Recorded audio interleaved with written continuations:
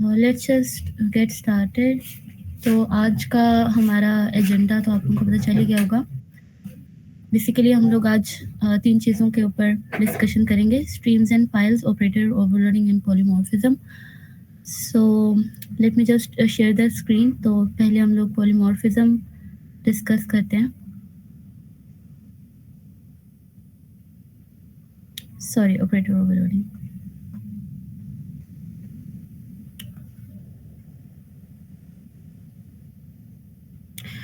Okay, सो operator overloading ये concept होता है एक हमारे पास ऑब्जेक्ट ओरिएंटेड प्रोग्रामिंग में।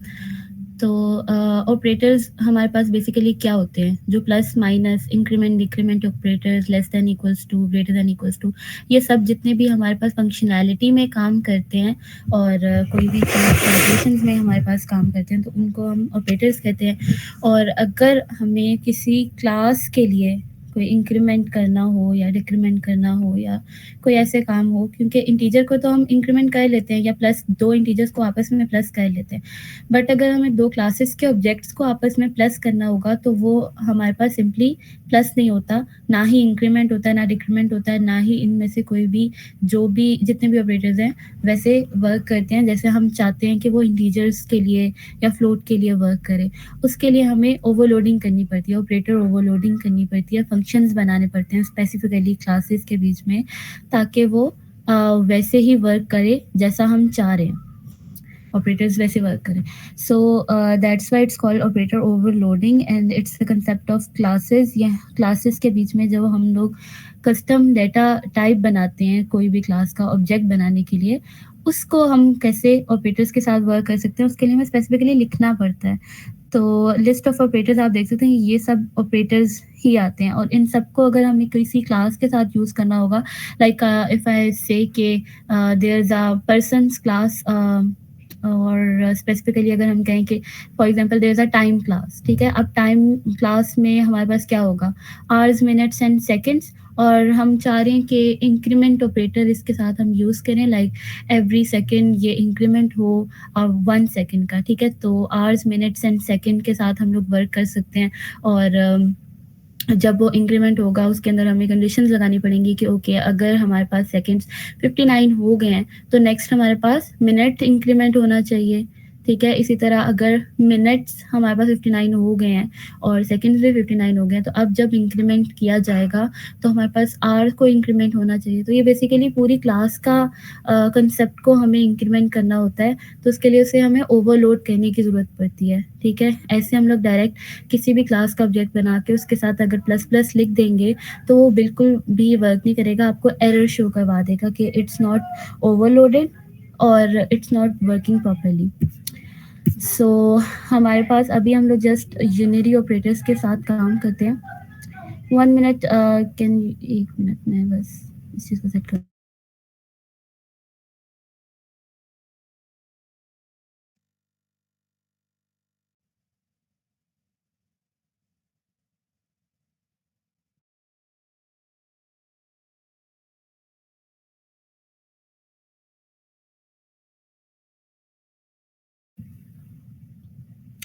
ओके, सो यूनिरी ऑपरेटर्स वो होते हैं जिसके साथ हम हमारे पास बेसिकली दो तरह के ऑपरेटर्स होते हैं ना, यूनिरी एंड बाइनरी। तो यूनिरी ऑपरेटर्स हमारे पास वो होते हैं जिसका एक ही वेरिएबल के साथ वर्क कर सकते हैं, जैसे इंक्रीमेंट डिक्रीमेंट ऑपरेटर्स होते हैं। ये एक ही ऑपरेटर्स के साथ हमारे पास वर्क करते हैं कि लाइक अगर मैं a प्लस प्लस लिखती हूँ तो वो अपने आप को ही प्लस कर देगा। और बाइनरी ऑपरेटर्स में हमारे पास दो हमेशा वेरिएबल्स की ज़रूरत होती है, दो अगर हम क्लासेस की बात करें तो दो ऑब्जेक्ट्स की ज़रूरत होती है। सो फर्स्ट ऑफ ऑल हम यूनिरी ऑपरेटर्स को देखते हैं कि वो कैसे हैंडल होते हैं। तो देयर इज सम कोड, हम जस्ट इसको देखेंगे, फिर लाइक रियल टाइम कोड भी एक्सपीरियंस करेंगे रन करके। सो first of all let's say कि हमारे पास काउंट की क्लास है जो जस्ट एक वेरिएबल है हमारे पास वैल्यू, और उसके लिए हम इंक्रीमेंट एंड डिक्रीमेंट ऑपरेटर लिखना चाह रहे हैं। तो इसका सिंटेक्स वगैरह कैसे होगा, फर्स्ट ऑफ ऑल हम क्लास तो सिंपली जैसे क्रिएट करते हैं वैसे ही क्रिएट कर लेते हैं। Let's say this class is count class, ठीक है, and it's private variable is the value. और सिंपल अभी कंसेप्ट देख रहे हैं तो इसके लिए जस्ट एक ही वेरिएबल ले लेते हैं हम लोग, और कंस्ट्रक्टर में हमने इसकी वैल्यू सेट कर दी है। हम यहाँ पे 0 भी सेट कर सकते हैं, आप जो भी दिल चाहता है आपको कर सकते हैं। ऑपरेटर ओवरलोड करने के लिए अब फॉर एग्ज़ाम्पल हम लोग इंक्रीमेंट ऑपरेटर को ओवरलोड कर रहे हैं, तो हमेशा इसकी रिटर्न टाइप एक तो होगी वॉइड, ठीक है? वॉइड हम लोग रखेंगे जो यूनिरी ऑपरेटर्स हैं, उनकी रिटर्न टाइप हमारे पास वॉइड होगी एंड यहाँ पर ऑपरेटर का कीवर्ड लिखना ज़रूरी होता है जब हम लोग ऑपरेटर ओवरलोड करते हैं। और प्लस प्लस अब इंक्रीमेंट ऑपरेटर को हम ओवरलोड कर रहे हैं, so we will write plus plus and then ये एक मेथड है और उसको हम लोग ओवरराइड कर रहे हैं, कोई भी फंक्शन को ओवरराइड करते हैं। So simply the syntax is the same as the method, but हम लोग ऑपरेटर का कीवर्ड ज़रूर लिखेंगे इसके साथ एंड प्लस प्लस अगर इंक्रीमेंट का डालना चाह रहे हैं, डिक्रीमेंट का डालना चाह रहे होंगे तो हम लोग माइनस डाल देंगे and return type will be void. So इसमें हम लोग जस्ट क्या करना चाह रहे हैं, इसको इंक्रीमेंट करना चाह रहे हैं वैल्यू को, इसका एक ही वेरिएबल है तो प्लस प्लस वैल्यू इसके फंक्शन के बीच में हो जाएगी, या जो भी हम फंक्शनैलिटी ऐड करना चाहेंगे वो हम कर सकते हैं। लाइक मैंने जैसे टाइम क्लास के बारे में बताया था, अभी हम लोग उसको डिस्कस भी करेंगे, देखेंगे भी। सो उसमें भी अगर हमें फंक्शनैलिटी ऐड करनी होगी तो हम इस फंक्शन के अंदर ही लिखेंगे कि अगर आप इंक्रीमेंट कर रहे हैं और सेकंड्स 59 हो चुके हैं तो उसको मिनट्स को इंक्रीमेंट कर दो और सेकंड्स को 0 कर दो। इसी तरह हमारे पास कोई भी क्लास होगी जिसको हम लोग इंक्रीमेंट या डिक्रीमेंट ऑपरेटर यूज़ करना चाह रहे हैं, उसका फंक्शनैलिटी जैसा हम चाह रहे हैं कि ये इंक्रीमेंट वैसे हो, वैसे ही हमें उसको वर्क करना चाहिए। वर्किंग इसके बीच में डाल देंगे। सो अच्छा, ये एक और बात कि ये जो ऑपरेटर्स होते हैं ना, ये हमारे पास बहुत कम क्लासेस के लिए यूज़ होते हैं, लाइक जिसमें नंबरिंग होती है, जैसे मैंने आपको टाइम क्लास के बारे में बताया है। इसी तरह बहुत फ्यू जो कुछ क्लासेस होती हैं ना, जिनकी फंक्शनैलिटी हमारे पास नंबर्स के ऊपर बेस करती है, उनके लिए ये हम ऑपरेटर ओवरलोडिंग करते होते हैं या उनके लिए हम लोग यूज़ करते होते हैं। हर क्लास के लिए यूज़ नहीं हो सकती। लाइक इफ आई से कि अ पर्सन क्लास, उसको हम लोग इंक्रीमेंट कर दें तो उसमें तो नेम और वही सारी चीज़ें होती हैं, स्ट्रिंग वैल्यूज़ होती हैं, तो उसको हम लोग इंक्रीमेंट नहीं कर सकते। Okay, so there is a simple function display जो काउंट को डिस्प्ले कर देगा। अगर इसको मेन में हम लोग लिखना चाहेंगे तो कैसे होता है, कोई भी ऑपरेटर जब ओवरलोड कर देंगे, first of all create an object. So count class का एक ऑब्जेक्ट क्रिएट हो गया C1 और हम लोग इसको प्लस प्लस C1 लिख रहे हैं। अभी ये मैं बताती हूँ कि ये it's a postfix notation. Postfix और प्रीफिक्स अलग, हमारे पास दोनों अलग ऑपरेटर्स हैं, तो उन दोनों को लिखने का तरीका अलग है, बट सिंपली इसका सिंटैक्स ऐसे होता है। अभी यहाँ पे देख लेते हैं, फिर हम प्रीफिक्स और पोस्टफिक्स का भी बता दूंगी। सो प्लस प्लस C1 जब हम इसको करेंगे तो दैट मीन्स कि इसकी वैल्यू क्या थी जब हम लोगों ने इसका ऑब्जेक्ट क्रिएट किया, 5, एंड जब हमने इसको इंक्रीमेंट किया तो द वैल्यू शुड बी 6। तो हम जब डिस्प्ले के फंक्शन को कॉल करेंगे तो हमारे पास वैल्यू 6 आ जाएगी, ठीक है, प्रिंट हमारे पास 6 हो जाएगा। और it's a prefix operator. Postfix operator भी हमारे पास होते हैं। पोस्टफिक्स नोटेशन लाइक इंक्रीमेंट का अगर मैं यूज़ करना चाहूँ, अगर मैं काउंट का वेरिएबल C1 प्लस प्लस करना चाह रही हूँ कि मतलब ये बाद में इंक्रीमेंट हो, ठीक है, और पहले वैल्यू साइन हो जाए और बाद में इंक्रीमेंट हो, जो पोस्टफिक्स और प्रीफिक्स का कंसेप्ट होता है। उसमें अगर हम लोग देखें तो उसमें बस स्लाइटली सा डिफरेंस है, बाकी सब कुछ सेम ही है। अगर इस कोड को देखें, मैं कोड को ही बता देती हूँ। जस्ट हमें प्रीफिक्स के लिए हम उसमें कुछ भी नहीं लिखते, जो राउंड ब्रैकेट्स होती हैं इसको एज इट इज़ ऐसे ही रहने देते हैं, और जो हमारे पास प्रीफिक्स नोटेशन होती है ना, पोस्टफिक्स नोटेशन होती है, उसमें हम लोग वेरिएबल का उसमें राउंड ब्रैकेट्स में इंट लिख देते हैं। एक यहाँ पे ये लिखा होगा, यहाँ पे जस्ट हम लोग इंट लिख देते हैं, ठीक है। और इंट एक पैरामीटर नहीं है, इट्स जस्ट उसको रिकॉग्निशन, ये एक पोस्टफिक्स नोटेशन है और ये प्रीफिक्स नोटेशन नहीं है। I think there is a question, slide share करेंगे मैम? अगर आप लोगों को चाहिए तो I can share with Ayesha, so they can provide you. Okay, so ठीक है, मैं ये बता रही थी कि पोस्टफिक्स एंड प्रीफिक्स नोटेशन के लिए हमें जस्ट डिफरेंस जो होता है वो उसके पैरामीटर में होता है। पैरामीटर में हम लोग इंट का कीवर्ड लिख देते हैं, it's not a parameter, it's not a variable. ये जस्ट रिकग्निशन होती है कंपाइलर को कि ये अब जो ओवरलोड हो रहा है ना, ये पोस्टफिक्स ऑपरेटर ओवरलोड हो रहा है, और वो पहले जिसमें राउंड ब्रैकेट्स में कुछ भी नहीं लिखा होगा वो प्रीफिक्स ऑपरेटर ओवरलोड हो रहा है, क्योंकि दोनों लिखे तो एक ही तरह जाते हैं ना, प्लस प्लस ही लिखा जाएगा या माइनस माइनस ही लिखा जाएगा।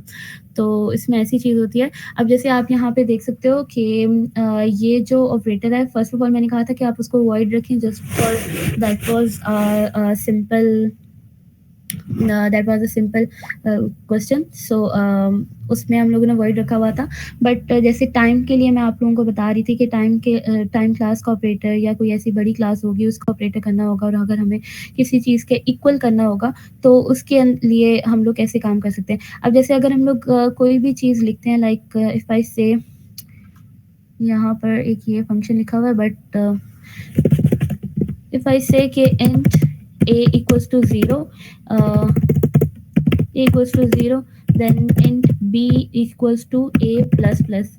ठीक है, तो अब यहाँ पे आप देख सकते हो कि जब हम लोग वेरिएबल्स इंटीजर में लेते हैं तो देयर इज सम वैल्यू जो ये b को असाइन कर देता है, देन अपने आप इंक्रीमेंट हो जाता है। अगर मैं इसको प्रिंट करवाऊंगी तो ये मेरे पास b की वैल्यू दे देगा 1 और b की वैल्यू दे देगा 0 और a की वैल्यू 1 दे देगा। So it has assign an integer to b, ठीक है, और उसके बाद अपने आप को इसने इंक्रीमेंट कर दिया। ठीक है, तो ये बेसिकली ये हमारे पास इंटीजर को असाइन कर रहा है ना। दैट्स वाई जब हम लोग ऑपरेटर ओवरलोडिंग में हम इस फंक्शन की बात कर रहे हैं ना, इंक्रीमेंट और डिक्रीमेंट की, तो वॉइड आप लिख लेते हैं तो वो भी वैलिड तो हो जाता है। बट अगर आप असाइन करने लगेंगे ना उसको किसी वैल्यू से, तो वो हमारे पास वैलिड नहीं रहेगा। लाइक यहाँ पर अगर मैं जस्ट a प्लस प्लस भी लिखती तो हमारे पास मतलब वेरिएबल का काम हो सकता था कि ए इंक्रीमेंट हो गया, अब ए की वैल्यू 1 हो गई है। लेकिन हमें पता है कि हम असाइन भी कर सकते हैं, ठीक है, या हम लोग प्लस प्लस ए लिख देंगे, सो ए की वैल्यू भी 1 हो जाएगी और बी की वैल्यू भी 1 हो जाएगी post fix and prefix notation में। सो इस चीज़ के लिए अब अगर आप इसका कंसेप्ट देखो, बेसिक कंसेप्ट तो ये इंटीजर ने ही इंटीजर को असाइन किया है वैल्यू।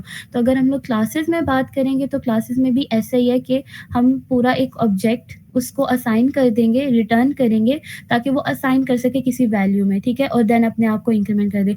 अब यहाँ पे क्या होता है कि जब हम ऐसी चीज़ करते हैं कि हमने पूरा ऑब्जेक्ट असाइन करना है जिसके इक्वल से पहले वाली चीज़ को, लाइक लेफ्ट हैंड साइड को हम लोगों ने असाइन करना है, देन हमने देखना है कि ऑपरेटर को हम लोगों ने इंक्रीमेंट करना था और या नहीं करना अकॉर्डिंग टू पोस्ट प्रीफिक्स। तो उसके लिए हम कैसे वर्क करते हैं कि जो प्रीफिक्स नोटेशन होती है उसका जो ऑपरेटर ओवरलोड कर रहे हैं, लेट्स से कि दिस इज ऑपरेटर, और इसकी रिटर्न टाइप काउंट क्यों रखी है, क्योंकि ये एक अपना ही ऑब्जेक्ट रिटर्न करवा देगा अगर इक्वल से पहले कोई वैल्यू लिखी गई है।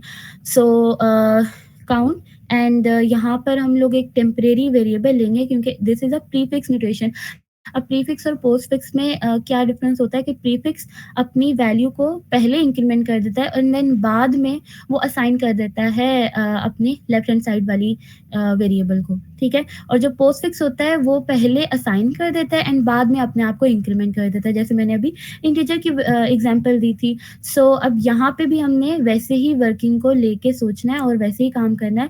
अब इसमें क्या करेंगे, हम लोग एक टेम्परेरी ऑब्जेक्ट बना लेंगे क्योंकि हमने ऑब्जेक्ट को रिटर्न करना है ना। एक टेम्परेरी ऑब्जेक्ट बना लिया और उसमें हम लोग वैल्यू पहले इसने अपने आप को इंक्रीमेंट करना है एंड देन उसके बाद वैल्यू असाइन करनी है।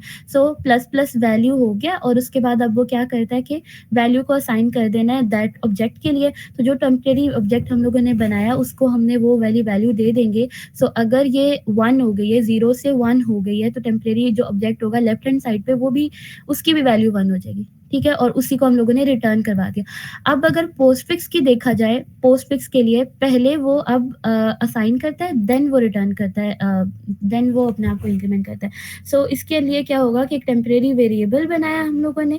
अब जो वैल्यू इसकी है वो पहले वो दे देगा उस सब्जेक्ट को, ठीक है, तो टेम्परेरी वेरिएबल को दे देगा उसको temp dot value equals to वो वैल्यू हो गया एंड देन अपने आप को इसने इंक्रीमेंट किया, तो ये इसने अपने वैल्यू को बाद में इंक्रीमेंट किया। तो अब जो टेम्परेरी के पास वैल्यू होगी ना वो 0 होगी, और जब ये जो ऑब्जेक्ट जिसके लिए कॉल किया गया है ऑपरेटर उसकी वैल्यू 1 हो चुकी होगी, तो ये रिटर्न कर देगा। अब यहाँ पे देखें तो हम लोग दोनों को देखते हैं, अगर प्लस प्लस प्रीफिक्स में भी और पोस्टफिक्स में तो क्या इसका आंसर आता है।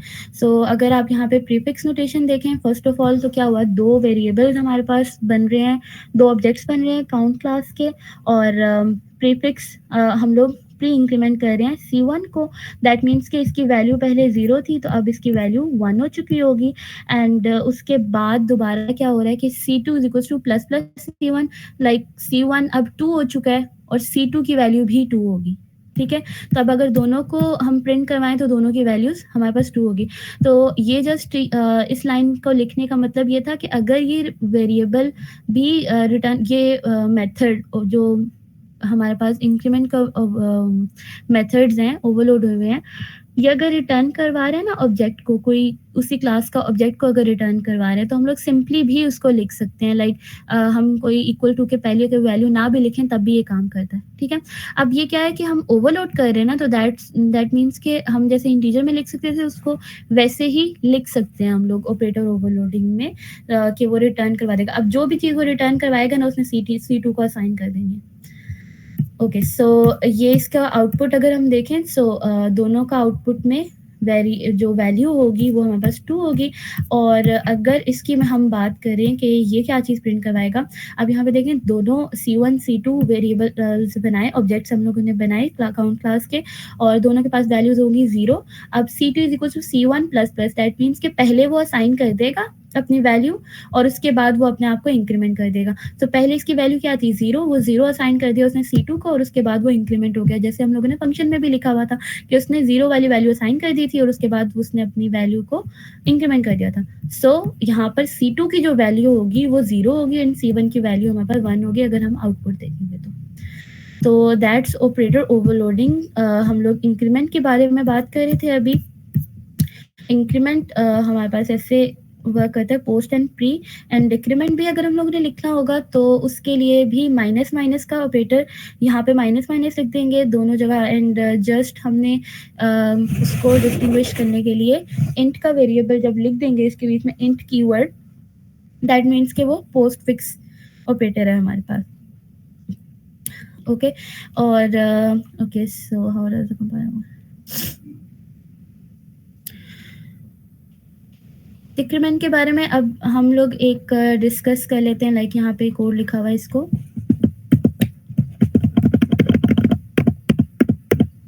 So it's just like that, और उसमें हमारे पास एक ही वेरिएबल था वैल्यू का।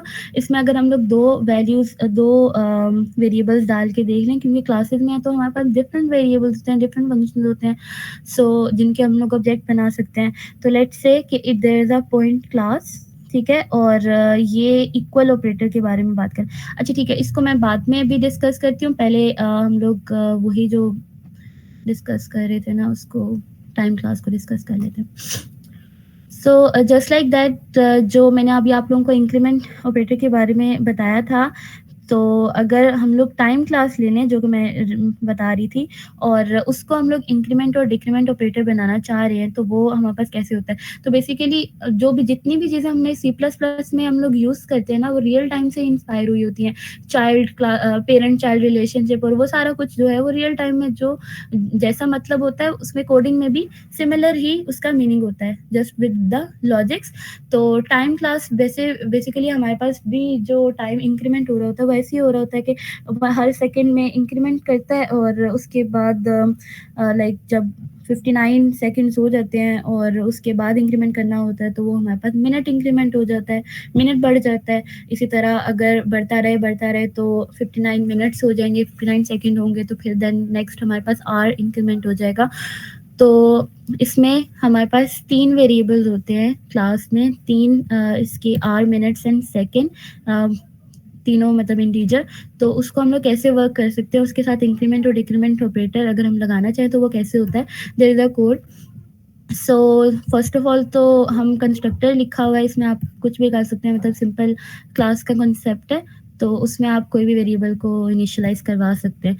अब this is the prefix increment, ठीक है, दैट मीन्स के पहले ये अपने आप को इंक्रीमेंट करेगा, देन अपनी वैल्यू असाइन कर देगा। तो हम क्या करते हैं, एक टेम्परेरी वेरिएबल ले लेते हैं, the T is the temporary variable object, temporary object of time, t is a temporary object of time, और हम अब इसको इंक्रीमेंट करना, पहले हम लोग इंक्रीमेंट सारा कर लेंगे, देन हम उसके वैल्यू को असाइन कर देंगे टेम्परेरी वेरिएबल में। ओके, सो हम क्या करते हैं कि सेकेंड्स को हम लोग इंक्रीमेंट करते हैं। अगर सेकेंड्स 59 से ज़्यादा हो रहे हैं, लाइक 60 सेकेंड्स हो गए हैं, तो दैट मीन्स कि सेकेंड्स को ज़ीरो कर दो, ठीक है। या हम लोग ये भी अपनी लॉजिक के ऊपर होता है। अगर आप ये भी लिख सकते हैं कि अगर सेकंड्स 59 थे तो उसको 0 कर दो और मिनट्स को प्लस प्लस कर दो। अब यहाँ पे आप प्लस प्लस सेकंड्स लिखो या सेकंड्स प्लस प्लस, उससे कोई फ़र्क नहीं पड़ता, क्योंकि अगर हम किसी को असाइन नहीं कर रहे होते और प्रीफिक्स लिखें या पोस्टफिक्स, तो उसका सेम ही मतलब होता है। सो सेकंड्स अगर 59 से बढ़ रहे हैं तो हम लोग उसको 0 कर देंगे, मिनट्स को इंक्रीमेंट कर देंगे। इसी तरह अब ऐसा भी हो सकता है कि मिनट की वैल्यू 59 तक आ गई है और वो 60 मिनट्स तो नहीं हो सकते, आवर में इंक्रीमेंट होता है, तो उस चीज़ को चेक लगाएँगे और आवर को इंक्रीमेंट करेंगे।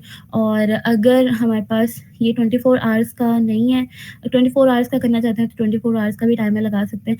तो अभी ये फ़िलहाल 12 आवर टाइमर है, तो 12 अगर 12 से बड़ा मतलब 13 आवर्स तो नहीं होता है ना, अगर 24 आवर टाइमर ना हो। तो उसके लिए हम लोगों ने वैल्यू लगा दी है कि आर जो है वो 1 हो जाएगा, ठीक है।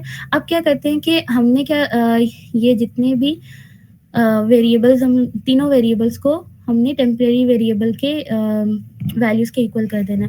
सो T dot second, that mean temporary variable का सेकेंड जो हमारे पास इस क्लास के सेकेंड्स थे उसके इक्वल कर देंगे, क्योंकि हम इंक्रीमेंट कर चुके हैं, अब हमने इक्वलाइज करना है, तो मिनट को भी एंड आवर को भी। अब अगर लेट से सेकेंड्स थे 15 एंड 15 से इंक्रीमेंट होके वो 16 हो गया, तो ये वाले जो सारे चेक्स हैं वो लगेंगे ही नहीं, तो मिनट्स भी वही रहेंगे और आवर्स भी वही रहेंगे जो कि पहले थे।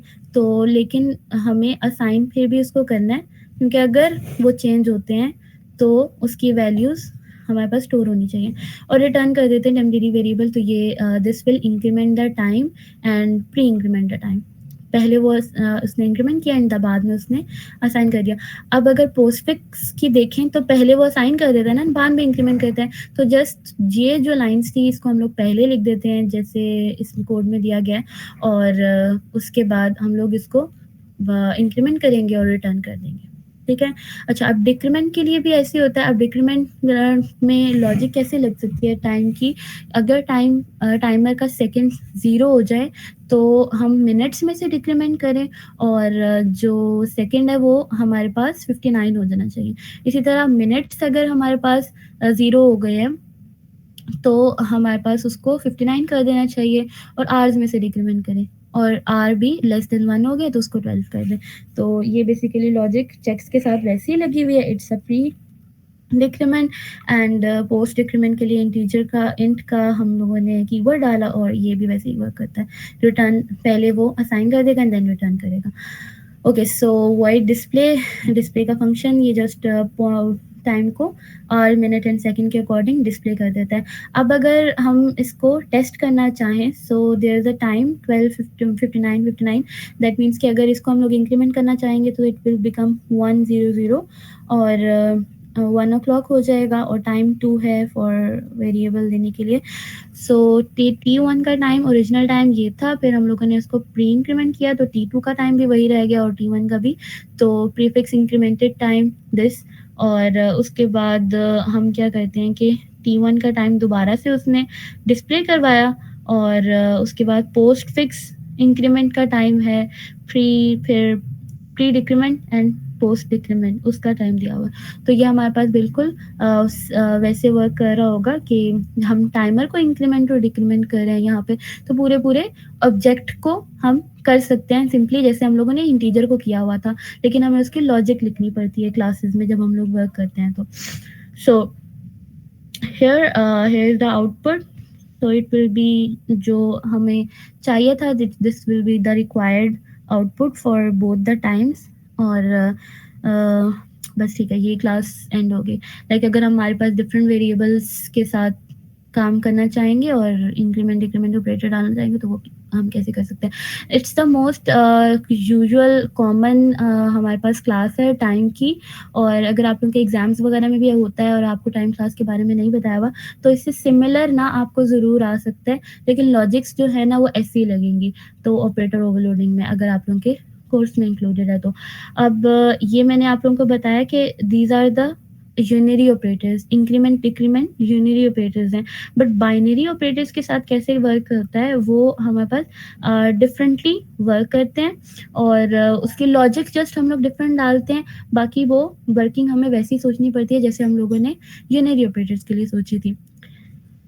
ओके, तो बाइनरी एंड यूनिरी का कंसेप्ट होता है, यूनिरी वाले हम लोगों ने भी देख लिए हैं एंड बाइनरी ऑपरेटर्स कैसे काम कर सकते हैं। अब जो बाइनरी ऑपरेटर्स होते हैं उसके हमारे पास रिटर्न टाइप एंड उस तरह ऑपरेटर्स पैरामीटर्स भी डालने होते हैं। लाइक अगर हम लोग डालना चाहें C1 + C2, ठीक है, तो उसको हम कैसे कर सकते हैं। अगर A + B लिखना चाह रहे हैं, दो हम टाइम्स को ऐड करना चाह रहे हैं या दो काउंट के ऑब्जेक्ट्स को ऐड करना चाह रहे हैं तो हम कैसे करेंगे। अब यहाँ पे टाइम क्लास की ही एग्जांपल दी हुई है, तो इसको हम लोग लेके चलते हैं these are minutes and second और उसके बाद ये इट्स अ सिंपल क्लास। और अब हमने अगर इक्वल टू ऑपरेटर और प्लस ऑपरेटर इसमें दिया गया तो उसमें हम देखते हैं कि वो कैसे वर्क करता है। ओके, इसकी लॉजिक करना है। हाँ, ये तो इक्वल्स टू ऑपरेटर जो होता है वो भी बाइनरी ऑपरेटर है ना। लाइक हम जब कहते हैं कि if A is equals to B तो it's a binary operator. A और बी दो हमारे पास वेरिएबल्स काम कर रहे होते हैं। इसी तरह दो ऑब्जेक्ट्स को जब हम लोगों ने इक्वलाइज देखना होगा तो उसके लिए क्या, अगर टाइम क्लास के लिए हम लोग देख रहे हैं तो हम कैसे इक्वलाइज कर सकते हैं। लाइक अगर सेकेंड्स भी इक्वल होंगे, मिनट्स भी इक्वल होंगे और आवर्स भी इक्वल होंगे, तब हम कह सकते हैं कि the time is equal. Otherwise हम जस्ट कह देंगे कि टाइम इज नॉट इक्वल। अब जो हमारे पास ये होते हैं ना कंडीशनल ऑपरेटर्स, है तो बाइनरी ऑपरेटर बट जो कंडीशनल ऑपरेटर्स होते हैं इसकी रिटर्न टाइप हमेशा बूल होती है, बुलियन होती है। तो कि ट्रू और फॉल्स, क्योंकि हम जब कंडीशन लगाते हैं इनको चेक करने के लिए इंटीजर्स के साथ या फ्लोट के साथ, डबल के साथ, जो हमारे पास बिल्ट इन डेटा टाइप्स होती हैं उसमें भी हमारे पास यही चीज़ रिटर्न हो रही है, बुलियन ही रिटर्न हो रही होती है। कि हम देखते हैं if A is equals to B, it tells us whether it is true और नॉट। और इसी तरह हमारे पास वर्क करता है, तो हम क्लासेस के साथ भी ऐसे ही वर्क करेंगे। सो इक्वल्स टू का हो गया, लेस देन इक्वल्स टू का हो गया, ग्रेटर देन इक्वल टू का हो गया, greater than and less than. तो ये सबकी रिटर्न टाइप हमेशा बूल होती है। और जो बाइनरी ऑपरेटर होते हैं ना इसमें हमेशा हम लोग पैरामीटर लेते होते हैं उसी ऑब्जेक्ट का, उसी क्लास के ऑब्जेक्ट का। अब जैसे यहाँ पे टाइम का ऑपरेटर हम इसका इंक्रीमेंट देख रहे हैं तो हम क्या चेक करेंगे, इफ आर जो इस क्लास के लिए आर जो हमारे पास वेरिएबल है वो इस पैरामीटर के आर के इक्वल है। अगर है तो फिर मिनट्स चेक कर लेते हैं, तो मिनट्स भी अगर इक्वल है एंड देन सेकंड्स भी इक्वल है इस सब्जेक्ट के, तो हम कह सकते हैं कि द टाइम इज इक्वल। सो हम रिटर्न करवा देंगे ट्रू एंड एल्स हम लोग रिटर्न करवा देंगे फॉल्स। अगर मिनट्स भी इक्वल नहीं है या सेकंड्स भी इक्वल नहीं है तो हम लोग रिटर्न यहाँ पे फॉल्स करवा देंगे। अच्छा, यहाँ पे इफ के बाद एल्स स्टेटमेंट एक इसके नीचे भी आती है, एल्स रिटर्न फॉल्स, वो भी लिखी नहीं हुई। तो हमारे पास ये इक्वल ऑपरेटर ऐसे वर्क करेगा। इसी तरह अगर हमने दो टाइम्स को ऐड करना होगा तो वो कैसे करते हैं, वो भी हमारे पास बेसिकली ऐसे ही ऐड हो जाएगा सिंपली। सो अगर इन दोनों टाइम्स को हम लोग चेक करें तो these both times are not equal, ठीक है। If T is equals to T1 is equals to T2 तो ये रिटर्न फॉल्स करवा देगा, तो वो एल्स में चला जाएगा, both times are not equal. But अगर यहाँ पे 17 लिखा होता तो डेफिनेटली वो बता देता कि ये इक्वल है। बिल्कुल वैसे ही लिखते हैं जैसे हम लोग वेरिएबल सिंपल लिखेंगे। ओके, और इन दोनों टाइम्स को अगर आप चेक करें तो it's a second operation. Okay, next अगर हम लोग प्लस ऑपरेटर की बात करें, एक तो वो था कंपैरिजन ऑपरेटर। अब अगर हम लोग कोई फंक्शनैलिटी वाला ऑपरेटर यूज़ करना चाह रहे हैं जैसे प्लस माइनस और इस तरह की समथिंग, तो उसको हम लोग कैसे काम कर सकते हैं। अच्छा हाँ, एक और चीज़ यहाँ पे आई थिंक मैंने मिस कर दिया कि जो पैरामीटर पास होता है ना वो हमेशा सेकेंड वन पास होता है और फर्स्ट वन के लिए वो कॉल किया जाता है। अगर मैं यहाँ पे लिख रही हूँ ना T1 equal T2, that means के T1 का फंक्शन कॉल हुआ है, ठीक है। T1 का मेथड ओवरलोड जो इक्वल्स टू का था वो कॉल हुआ है और जो T2 है वो हमारे पास उसका पैरामीटर की तरह उसको पास किया गया है, T2 का ऑब्जेक्ट। अच्छा, अब यहाँ पर हम लोग प्लस ऑपरेटर की बात करें जो फंक्शनैलिटी वाला ऑपरेटर है। अब लेट्स से कि ये टाइम क्लास के लिए हम करें वेरिएबल, हमें तो हमेशा डालना ही पड़ेगा इसके लिए। I think there is a some question. कोई क्वेश्चन आप चैट बॉक्स में लिख सकते हैं। Can we pass the hours, minutes and second in the constructor from main? Yes, we can pass constructor। तो जो हमारे पास सिंपली कंस्ट्रक्टर यूज होते हैं उसी तरह आप लोग यूज कर सकते हैं उसको। मतलब ऑपरेटर ओवरलोडिंग का कोई कंसेप्ट कोई लेना देना नहीं है कि क्लासेस कैसे यूज होती है। आप क्लास इसमें एक्स्ट्रा फंक्शंस भी अपने ऐड कर सकते हैं, लाइक डिस्प्ले का जैसे फंक्शन था या सेट टाइम का फंक्शन होता है। कोई भी आप फंक्शन और कंस्ट्रक्टर ओवरलोड कर रहे हैं, मेथड ओवरलोड कर रहे हैं, वो आप लोगों की मर्जी है। या आप लोग इसको इनहेरिट भी करना चाह रहे हैं, एग्रीगेशन कर रहे हैं, पॉलीमॉर्फिज्म कर रहे हैं, तो आप इसमें कर सकते हैं। जैसे it's the concept of operators कि अगर आप ऑपरेटर के फंक्शंस को यूज करना चाहेंगे तो वो कैसे काम करेंगे।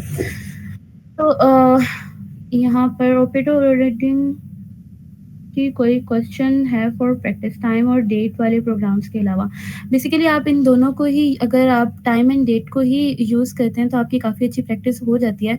तो इसके आप लोग सारे ही ऑपरेटर्स अगर यूज़ कर लें ना, like plus minus, less than, greater than, less than equals to, greater than equals to, तो आपकी ना प्रैक्टिस हो जाती है काफ़ी अच्छी। बाकी अगर आपको कोई क्वेश्चन वगैरह आएंगे लाइक फाइनल में तो ऐसे ही आ सकते हैं, थोड़ा बहुत मतलब मूव ऑन करके कि एक क्लास है, लेट्स से डाटा क्लास है, उसके 2 वेरिएबल्स हैं ऐसे-ऐसे और आपको इंक्रीमेंट ऐसे करना है, ऐसे करना है। तो वो खुद से बना के कोई क्वेश्चन जैसे दे सकते हैं। लेकिन अगर आप टाइम और डेट को अच्छे से प्रैक्टिस कर लेते हैं ना तो आपको बिल्कुल 100% आप उसके परफॉर्म कर सकते हैं उस चीज़ को। डेट के भी सिंपल हमारे पास टर्म्स होती हैं, टाइम की भी सिंपल टर्म्स होती हैं और इसको आप कर लेंगे तो आपकी अच्छी खासी प्रैक्टिस हो जाएगी और आप की फुल ग्रेड्स आ सकते हैं। ओके, सो ऑपरेटर के ऊपर मैं काम बता रही थी कि जो प्लस ऑपरेटर है उसको कैसे उससे हम लोग कैसे काम ले सकते हैं। First of all it will return some value, क्योंकि हम लोग कह रहे हैं कि a plus B equals to C जब हम लोग डालते हैं किसी की वेरिएबल के इक्वल करते हैं तो इसको रिटर्न टाइप उसी का ऑब्जेक्ट होना चाहिए, उसी क्लास का, और इसके अंदर हम लोग पैरामीटर पास करवाएंगे उसी क्लास के ऑब्जेक्ट का। ये मैंडेटरी होता है बाइनरी ऑपरेटर्स में। सो लेट्स से अब यहाँ पे हम लोगों ने एक टेम्परेरी वेरिएबल ले लिया टाइम t और a और b हम लोगों ने इसके A and B let's say हम लोग जस्ट इक्वलाइज करने के लिए ना कि सेकंड्स को प्लस कर रहे हैं, मिनट्स को प्लस कर रहे हैं, उस चीज़ के लिए ले रहे हैं। ठीक है, अब हमने अगर टाइम ऐड करना है तो हमें पता है कि हम 2 टाइम्स को अगर ऐड कर देते हैं, 2 सेकंड्स को फर्स्ट ऑफ ऑल हम ऐड करेंगे। लेट्स से फर्स्ट टाइम के सेकंड्स हैं लाइक 2 एंड सेकंड क्लास के सेकंड जो टाइम है उसके सेकंड 3 हैं, तो वो तो सेकंड्स प्लस होके ना 5 हो जाएंगे। लेकिन लेट्स से अगर हमारे पास फर्स्ट क्लास के सेकंड्स 40 हैं और सेकंड जो टाइम है उसके हमारे पास सेकंड्स 50 हैं, तो वो तो हमारे पास 90 सेकंड्स बन जाएंगे। तो 90 सेकंड्स वैलिड तो नहीं है ना, तो उस चीज़ के लिए हम लोग क्या करते हैं कि t dot seconds is a is modulus of 60। अब यहाँ पे क्या होता है कि 60 के अलावा जो भी ऊपर हमारे पास सेकंड बचते हैं उसको वो दे दो। ठीक है, पहले हम लोग ऐड अप कर लिया, लेट से ये 90 हो गए। ठीक है, अब सेकंड्स को हम लोगों ने मॉड्यूलस ऑफ 60 दिया कि जितना भी रिमाइंडर हमारे पास आया है ना वो हमारे पास इसको सेकंड्स को दे दो, बाकी जो हमारे पास बचेगा वो हम लोग मिनट्स में ऐड कर देंगे। ठीक है, अगर वो 90 है तो दैट मीन्स के 1 मिनट एंड 30 सेकेंड्स है ना, तो हमारे पास 30 सेकंड में चले गए जो कि टेम्परेरी वेरिएबल्स का सेकंड था। अब जो बाकी बचेगा ना वो हम लोग 1 मिनट में ऐड कर देंगे। तो इट्स यहाँ पर जो एक ए भी एक टेम्परेरी वेरिएबल ही है, हेल्पिंग वेरिएबल है, बी भी हेल्पिंग वेरिएबल है। A is for seconds and B is for minutes. अब मिनट्स के लिए हम लोग क्या करेंगे कि अगर ए इज हम डिवाइडेड बाय 60 करते हैं, जैसे मैंने 90 की बात की थी, इसका हमारे पास आंसर 1 आता है। ठीक है, 1 मिनट, 1 मिनट हमारे पास अगर 90 है तो 1 मिनट ऐड हो जाएगा। एंड लेट्स से हमारे पास कोई सेकंड्स ही 5 बने थे तो 5 डिवाइडेड बाय 60 हमारे पास 0 आता, तो 0 मिनट ऐड हो रहा होगा। और यहाँ पे भी हमारे पास वही उसी तरह सिंपल ऐड किए जा सकते हैं। उसको प्लस करें हम लोग मिनट्स के साथ जो जिस क्लास के लिए हम कॉल करें, और इन दोनों के मिनट्स को ऐड करेंगे। और उसके बाद भी इसकी सेम लॉजिक होगी जैसे हम लोग सेकंड्स के लिए कर रहे थे कि मॉड्यूलस ले लेंगे 60 से, क्योंकि लेट्स से अगर मिनट्स हमारे पास 90 जा रहे हैं तो मिनट्स को मॉड्यूलस लेके हम आर में प्लस कर देंगे। So this will be the same for hours. और आफ्टर दैट कि ये 12 आवर टाइमर है, तो अब अगर आवर्स भी 12 से ऊपर जा रहे हैं तो वो आर को इक्वल टू समथिंग कर दे, उसका रिमाइंडर ले लें और रिटर्न कर दे दैट टेम्परेरी वेरिएबल। अब यहाँ पे प्लस है तो ये क्या कर देगा, इन दोनों टाइम्स को उसने प्लस करके टेम्परेरी वेरिएबल में जो स्टोर करवाया था अब उसको रिटर्न करवा दिया। तो हमारे पास अब अगर a प्लस बी करना चाह रहे हैं हम लोग, तो सी में जो आंसर होगा वो इन दोनों टाइम्स का प्लस करके लिया जाएगा। अब जैसे यहाँ पे आप देखो T1 T2 T3, अब 3 टाइम से इसका कंस्ट्रक्टर हमारे पास जो लिखा गया है उसमें 0 0 ऐड हो रहे हैं। सो सेट टाइम अगर हम लोग कर रहे हैं, enter first time enter second time, set time का फंक्शन कॉल हुआ है, दोनों टाइम्स को हमने किया और थर्ड टाइम में उन दोनों को ऐड करवा दिया, ठीक है। तो वो तीनों टाइम्स को जस्ट प्रिंट करवा देगा। तो वो क्या होगा, लेट्स से फर्स्ट टाइम हम लोगों ने डाला है 1 hour 20 minutes and 30 second, then second time is this, तो थर्ड टाइम हमारे पास उन दोनों को प्लस करके ऐसे आ जाएगा। आप ये देखें आर भी इंक्रीमेंट हुए हुए हैं, इसमें मिनट्स भी इंक्रीमेंट हुए हुए हैं एंड सेकेंड जो है वो भी चेंज हुए हुए हैं, ठीक है। ओके, सो यहाँ पर हमारे पास बाइनरी ऑपरेटर्स भी यूज़ हो गए और टर्नरी यूनरी ऑपरेटर्स भी यूज़ हो गए। और इसके अलावा कंपैरिजन ऑपरेटर्स के लिए क्या होता है और जो हमारे पास फंक्शनैलिटी वाले ऑपरेटर्स हैं उनके लिए क्या होता है, वैसे हम लोगों ने ये डिस्कस कर लिया। तो इन चीज़ों को बस जहन में रखना होता है। ये हर क्लास के लिए सेम होते हैं। लाइक अगर हर क्लास के लिए हम लोग यूनरी ऑपरेटर्स यूज़ कर रहे हैं ना, तो उसके लिए हम रिटर्न टाइप उसी क्लास का रखेंगे, उसी क्लास का ऑब्जेक्ट। और जो अगर हम लोग प्रीफिक्स यूज़ करना चाह रहे हैं तो हम उसके राउंड ब्रैकेट्स में कोई कीवर्ड नहीं लिखेंगे, पोस्टफिक्स के लिए राउंड ब्रैकेट्स में इंट का कीवर्ड लिख देंगे। और अगर हम लोग बाइनरी ऑपरेटर्स यूज़ करना चाह रहे हैं और वो कंपैरिजन ऑपरेटर्स हैं, like equals to, not equals to, less than, greater than, ये सारे ऑपरेटर, तो इन सब के लिए हमारे पास रिटर्न टाइप बूल होगी और हमारे पास पैरामीटर उसी क्लास का ऑब्जेक्ट होगा। और जो हमारे पास फंक्शनैलिटी परफॉर्म करने वाले हैं, plus, minus, multiply, divide, modulus, ये सारे ऑपरेटर्स के लिए हमें रिटर्न टाइप भी दैट ऑब्जेक्ट और पैरामीटर भी उसी क्लास का ऑब्जेक्ट होगा। ये हर क्लास के लिए आप लोग ऐसे यूज़ कर सकते हैं। और अब यहाँ पे लास्ट एक बेसिक क्लास मैंने यहाँ पे ये लिखी थी, तो इसमें भी ऐसे है कि 2 पॉइंटर की क्लास, और अगर हम लोग इसका कंपैरिजन ऑपरेटर यूज़ करना चाह रहे हैं तो उसके लिए क्या करेंगे कि x भी इक्वल होना चाहिए और y भी इक्वल होना चाहिए। जस्ट ये टाइम क्लास को हमने देख लिया था तो ज़्यादा अच्छे से क्लैरिफाई हो चुका होगा। So it's a simple class और वो जस्ट डिस्प्ले करवा देती है कि दे आर इक्वल और they are not, like these point 1 and point 2 are equal but point 1 and point 3 are not equal. तो ये ऐसे ही प्रिंट करवा देता है कि दे आर इक्वल और दे आर नॉट इक्वल। ये ऑपरेटर ओवरलोडिंग आई गेस हो गई है। नेक्स्ट हम लोग चलते हैं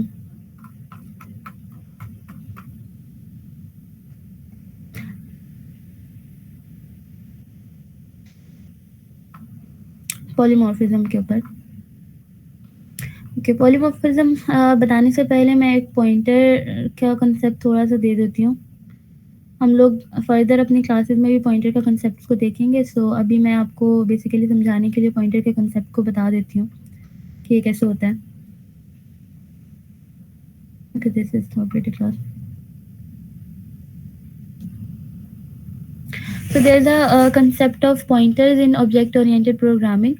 तो वो हमारे पास बहुत ज़्यादा यूज़ होते हैं। लाइक अगर बाकी सारी चीज़ें तो बेसिक बेसिक कंसेप्ट होते हैं, लेकिन अगर हम लोग एक्चुअली यूज़ करना चाह रहे हैं ना, तो वो हम लोग पॉइंटर्स के साथ हमेशा जो भी प्रोग्रामिंग करते हैं वो पॉइंटर्स के साथ करते हैं, जो हाई लेवल प्रोग्रामिंग होती है। क्यों ऐसे करते हैं? क्योंकि इससे मेमोरी बचती है, ठीक है। मेमोरी से बहुत ज़्यादा अफेक्ट नहीं करती, हमारे पीसी का रैम अफेक्ट नहीं करता। तो इस वजह से हम लोग पॉइंटर्स को यूज़ करते हैं, क्योंकि ये ना जब यूज़ कर लेते हैं ना हम लोग उसको, तो उसके बाद ये मतलब मेमोरी को खुद ही खाली कर देता है, या मतलब अपनी जितनी स्पेस इसने ली होती है उसको ये रिमूव कर देता है। तो उसका कंसेप्ट ये कैसे होता है ये मैं बताती हूँ। पॉइंटर्स बेसिकली हमारे पास मेमोरी एड्रेसेस को स्टोर करवाते होते हैं। जैसे हमारे पास इंटीजर, फ्लोट, डबल, ये सब चीज़ें होती है ना, ये हम लोग क्लास के ऑब्जेक्ट्स भी बनाते हैं। इसी तरह पॉइंटर भी एक वेरिएबल की तरह ही होता है, लाइक डाटा टाइप की तरह ही होता है, बट इट स्टोर एड्रेसेस। अब ये वर्चुअली हमारे पास मेमोरी कैसे होती है, कंप्यूटर की मेमोरी होती है, इसमें हेक्सा एड्रेसेस पड़े होते हैं, मतलब हेक्सा फॉर्म में एड्रेसेस पड़े होते हैं। लाइक जैसे वो लिखा आता है ना 0x123 समथिंग, तो वो इतनी बड़ी सी लाइन होती है, तो वो हमारे पास बेसिकली हेक्साडेसिमल वर्ड्स होते हैं, उसके बीच में वो हमारे पास एड्रेसेस होते हैं जो मेमोरी के होते हैं। अब लेट्स से अब हम हेक्सा एड्रेसेस नहीं लिख ले, कोई नंबर्स लिख लेते हैं 20123 समथिंग ना, तो ऐसे ही एड्रेसेस पड़े होते हैं मेमोरी में, और इसी तरह उनकी स्पेस पड़ी होती है। लाइक हर बाइट का अपना एड्रेस होता है, हर बाइट का अपना एड्रेस होता है। पीडीएफ को फुल स्क्रीन में ओपन कर सकती हैं। It's I think visible to all.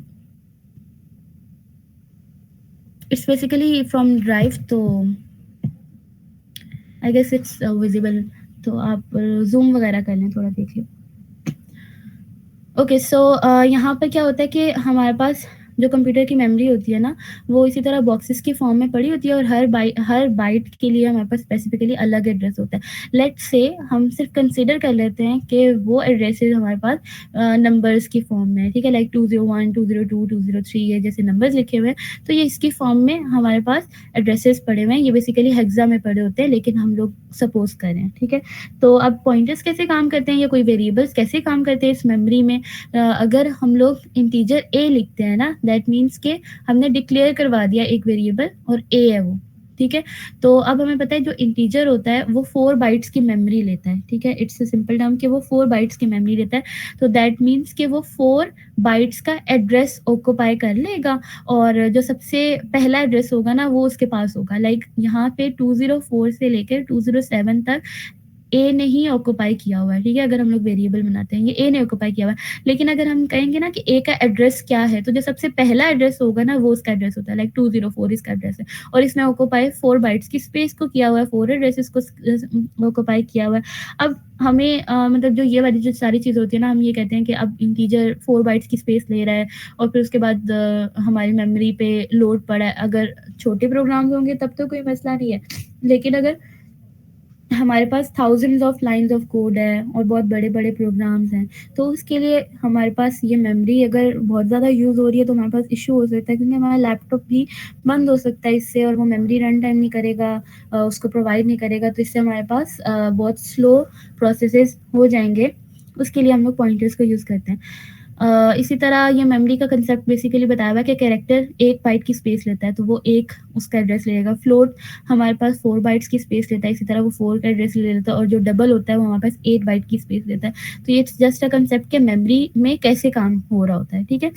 अच्छा, अब अगर हमने वैल्यू स्टोर करवानी होती है ना यहाँ पर, कि जैसे a=5, तो जो उसके एड्रेसेस थे ना वो 4 बाइट्स के एड्रेसेस, उसमें जाके एक वैल्यू स्टोर हो जाती है 5 की। लाइक 204 के अंदर वैल्यू होगी 5 की, और अगर मैं यहाँ पे वैल्यू को एक्सेस करना चाह रही हूँ ना, लाइक सी आउट ए, तो वो हमारे पास एक एड्रेस टेबल होता है। एड्रेस टेबल में वो सब देखता है कि अच्छा ए का क्या एड्रेस था, ए का एड्रेस 204 था, 204 में वैल्यू क्या पड़ी हुई है 5, तो वो 5 को प्रिंट आउट करवा देता है, ठीक है। तो it's a basic concept of memory, के मेमोरी में हमारे पास कैसे काम करता होता है, ठीक है। अब यहाँ पे जैसे अब ये ए प्लस प्लस लिखा हुआ है ना, तो इसका मतलब ये है कि यहाँ पे अगर हम लोग ए प्लस प्लस इंक्रीमेंट करवाना चाह रहे हैं ना, तो वो पहले देखेगा मेमोरी टेबल उसका। अब जो रैम होगा, जो मेमोरी हमारे पास है, कंप्यूटर मेमोरी है, वो एड्रेस टेबल में से चेक करेगा कि ओके जो ए वेरिएबल है उसका हमारे पास एड्रेस क्या था। एड्रेस 204 है, 204 में वैल्यू 5 की पड़ी हुई है, so follow that address and then उसको इंक्रीमेंट कर दो, 6 बना दो, लाइक उसकी वैल्यू को चेंज कर दो। तो ये हमारे पास ऐसे एक्सेस होता है। अब जैसे मैं कह रही हूँ कि वो मेमोरी टेबल से एक्सेस होता है, वो मेमोरी टेबल के पास जाता है, फिर वो वेरिएबल्स को देखता है, उसके बाद वो उसके एड्रेसेस को देखता है, और फिर एड्रेस पे जाके वो वैल्यू को चेक करता है। तो इन सब चीज़ों में ना टाइम लगता है थोड़ा, ठीक है। लाइक उसने पहले टेबल चेक किया, ये सारा कुछ हुआ। अब पॉइंटर क्या करता है, पॉइंटर हमारे पास ईज़ी कंसेप्ट बना देता है कि हमें बार-बार मेमोरी उसको देखने की ज़रूरत नहीं पड़ती, मेमोरी टेबल को। वो एड्रेसेस स्टोर करवा लेता है, ठीक है। मेमोरी टेबल में इसको जाके ज़रूरत नहीं पड़ेगी देखने की, इसको इतना टाइम नहीं लगेगा कि पहले मैं टेबल में जाऊँ, उसको देखूँ, फिर उसको फ़ॉलो करके उसके एड्रेस पे जाऊँ। अब एड्रेस में जो वैल्यू पड़ी हुई है, फिर उसको मैं चेंज करूँ, उसके एड्रेस में से चेंज करूँ। ये सारी चीज़ें उसको जो हमारे पास कंप्यूटर मेमोरी है उसको चेंज करने की ज़रूरत नहीं पड़ती। तो पॉइंटर्स ने ये कंसेप्ट को ईज़ी बना दिया, और इससे क्या होता है, हमारी प्रोसेसिंग फ़ास्ट हो जाती है। अब जैसे पॉइंटर क्या करता है, अब इसको कहते हैं पॉइंटर एक वेरिएबल ही होता है, एक एलिमेंट होता है, तो ये हमारे पास मेमोरी एड्रेसेस को स्टोर करवाता है। लाइक अगर मैं यहाँ पे पॉइंटर लेना चाह रही हूँ ना, तो वो pointer to a, like a मैं उसमें वैल्यू स्टोर करवाना चाह रही हूँ, तो वो 6 नहीं स्टोर करवाएगा, वो 204 को स्टोर करवाएगा। ठीक है, अब वो कैसे होगा वो भी यहाँ बता देते हैं। अब यहाँ पे let's say integer and pointer है। पॉइंटर को लिखने का तरीका क्या होता है, अब pointer to an integer, that means कि वो पॉइंटर जिसमें वो सारे एड्रेसेस स्टोर होंगे जो कि इंटीजर के होते हैं। ठीक है, ये चीज़ इसका मतलब ये होता है कि वो सारे एड्रेसेस जो इंटीजर को ऑक्यूपाई करके बैठा हुआ है उसके लिए हम लोग यूज़ करेंगे इसको। इसी तरह यहाँ पे डिफरेंट टाइप के लिखे हुए हैं, लाइक डबल का पॉइंटर लिखना चाह रहे हैं या कैरेक्टर का पॉइंटर लिखना चाह रहे हैं, तो उसके लिए होता है स्टैटिक का वर्ड हम लोग पहले यूज करते हैं, स्टैटिक कैरेक्टर, एंड देन उसके बाद पॉइंटर का वेरिएबल का नाम हम लोग लिख लेते हैं, तो इससे हमें पता चल जाता है दैट्स अ पॉइंटर और it will store only the addresses of that variables, those are integers. तो उस चीज़ के लिए होता है। अब जैसे यहाँ पे देखें इस कंसेप्ट में, think there is a question, या अगर कोई वैल्यू 4 बाइट से ज़्यादा हो, कोई वैल्यू 4 बाइट से ज़्यादा हो तो वो इंटीजर एक्सेप्ट ही नहीं करता। इंटीजर के पास सिर्फ 4 बाइट्स ऑफ वैल्यू होती है, and that's very big value, like मतलब बहुत बड़ी बड़ी वैल्यूज भी ना आ जाती हैं, लैक्स एंड करोड्स वाली जो वैल्यू होती है ना कोई नंबर की, वो भी इस इंटीजर में स्टोर हो जाती हैं 4 बाइट्स ऑफ मेमोरी में।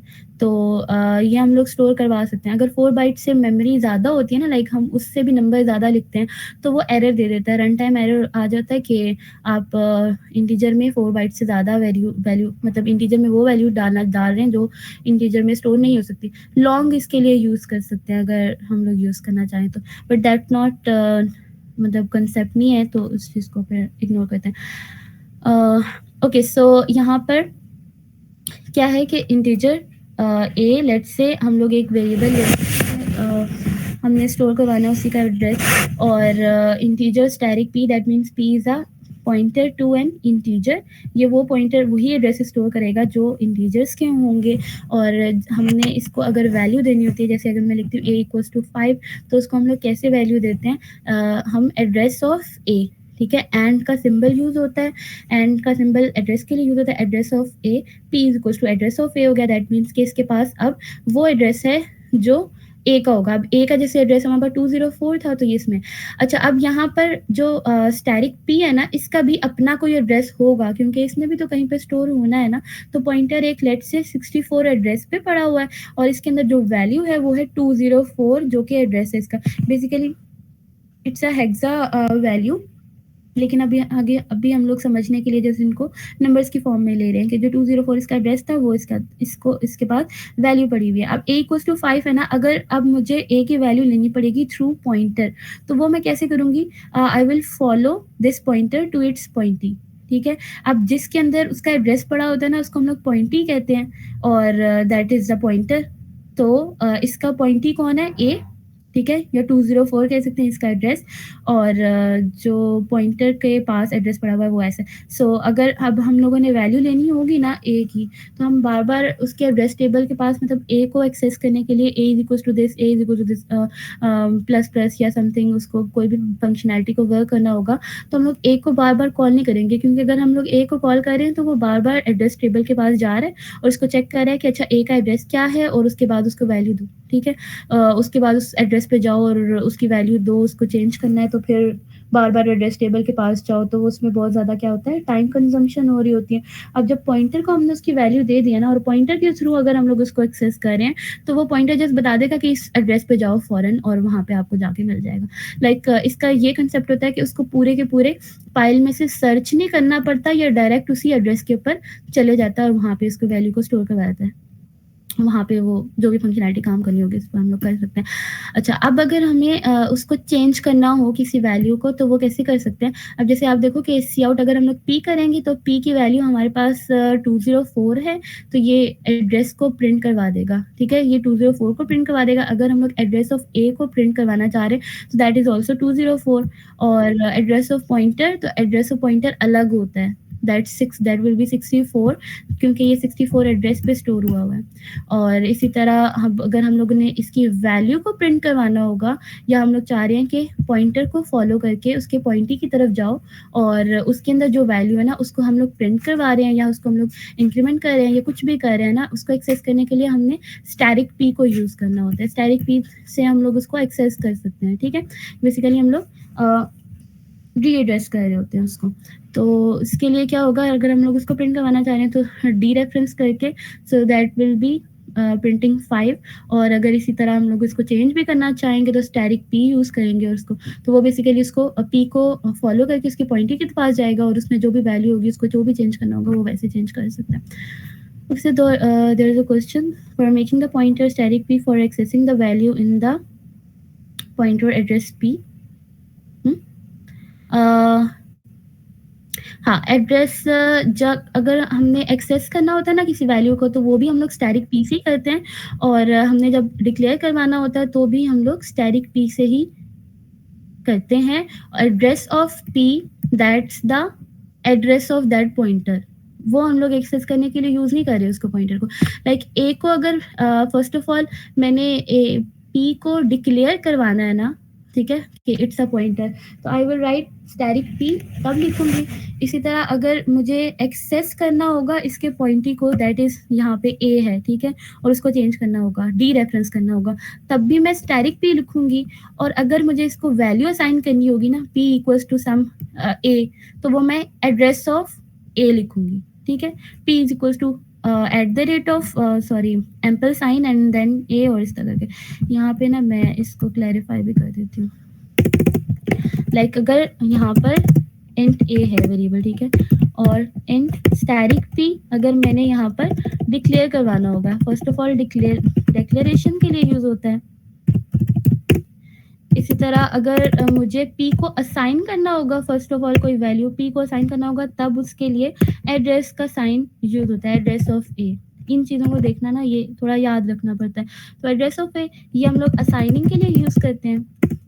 और अगर मुझे जो पॉइंटी ऑफ a है उसको हमें कोई वैल्यू को चेंज करना होगा, लेट्स से ये 5 थी, इक्वल्स टू 0 थी, और अब मुझे क्या करना है कि जो p का पॉइंटी था a, उसको वैल्यू चेंज करनी है, तो वो भी मैं स्टैटिक ऑफ p से ही यूज करूंगी। इससे क्या होता है, डी रेफरेंस से कहते हैं इसको।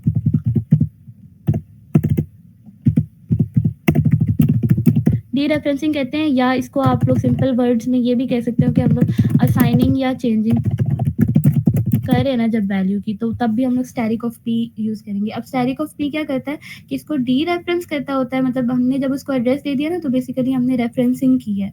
और जब हम लोगों ने इसको डी रेफरेंस करना होता है तो हम लोग इस पॉइंटर को फॉलो करते हैं इसके पॉइंटी के टुवर्ड्स। ठीक है, तो ये बेसिकली इसकी रिप्रेजेंटेशन ऐसी होती है एरो के थ्रू ना, इसको हम पॉइंटी करते हैं उसके जो भी वैल्यू, जो भी बॉक्स पड़ा, मतलब जिसका भी एड्रेस पड़ा हुआ था वहाँ पर, और वहाँ पे जाके उसकी वैल्यू को ना अगर चेंज करना होता तो फिर हम लोग चेंज कर देते हैं, या उसको एक्सेस रीड करना होता तो हम लोग रीड कर लेते हैं। जैसे यहाँ पे वो रीडिंग हो रही है और यहाँ पे वैल्यू चेंजिंग हो रही है, तो यहाँ पे ऐसे हो जाएगा। अच्छा, अब जो एड्रेस ऑफ पी है ना, it's just like address of A. ठीक है, ये एड्रेस ऑफ ए को प्रिंट करवा देगा, जस्ट सिंपल। ठीक है, अगर यहाँ पर मैं प्रिंट करवाना चाहूँ, इसको मैं कमेंट आउट कर देती हूँ। ठीक है, अगर मैं सी आउट करवा रही हूँ,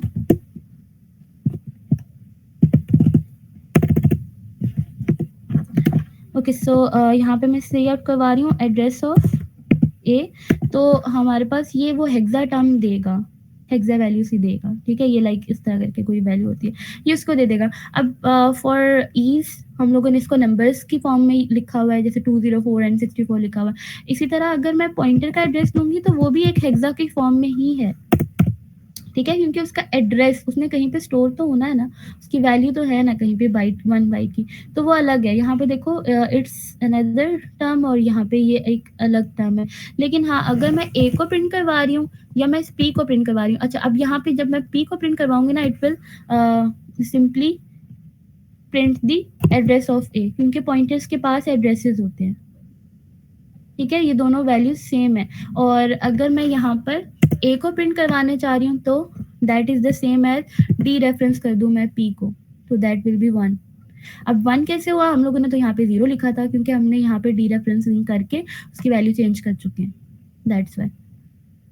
और सिंपल मैं ए प्रिंट पी प्रिंट करवाऊँगी तो वो एड्रेस प्रिंट करेगा, और यहाँ पर मैं स्टैटिक ऑफ पी लिखूँगी तो वो उसको ए की वैल्यू को प्रिंट करवा देगा। अब दैट्स बेटर कि हम लोग ए को ना प्रिंट करवाएँ और हम लोग स्टैटिक ऑफ पी को प्रिंट करवाएँ। इससे क्या होता है, मेमोरी बचती है और प्रोसेसिंग पावर हमारी स्ट्रॉन्ग होती है। Okay, so it's simple. यहाँ पे यही हुआ है, p then static of p और एड्रेस ऑफ पी वो अलग अलग प्रिंट करवा के देखा हुआ है, दैट इज द सेम, और स्टैटिक डी रेफरेंस करेंगे तो उसकी वैल्यू डिफरेंट होती है। ये सिंपल पॉइंटर्स का कंसेप्ट ऐसे था।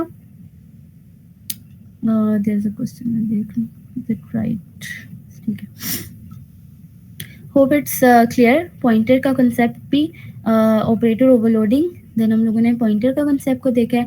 आई गेस इसको मैं चेक करूँगी कि लास्ट हमारे पास टॉपिक हो सके फाइल रीडिंग का। पॉलीमॉर्फिज्म का टॉपिक बता देती हूँ, सिंपली बेसिक कंसेप्ट, ताकि आप लोगों की रिवीजन वगैरह हो जाए।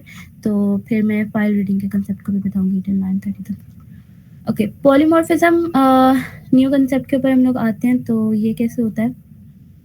पॉलीमॉर्फिज्म का मतलब होता है basically many forms, having many forms. ठीक है, तो जैसे हम लोग कहते हैं ना कि इट्स अ शेप क्लास, ठीक है, और ट्राइंगल भी शेप है, रेक्टेंगल भी शेप है, तो हम ये कह सकते हैं ना कि shape can be a triangle and shape can be a rectangle.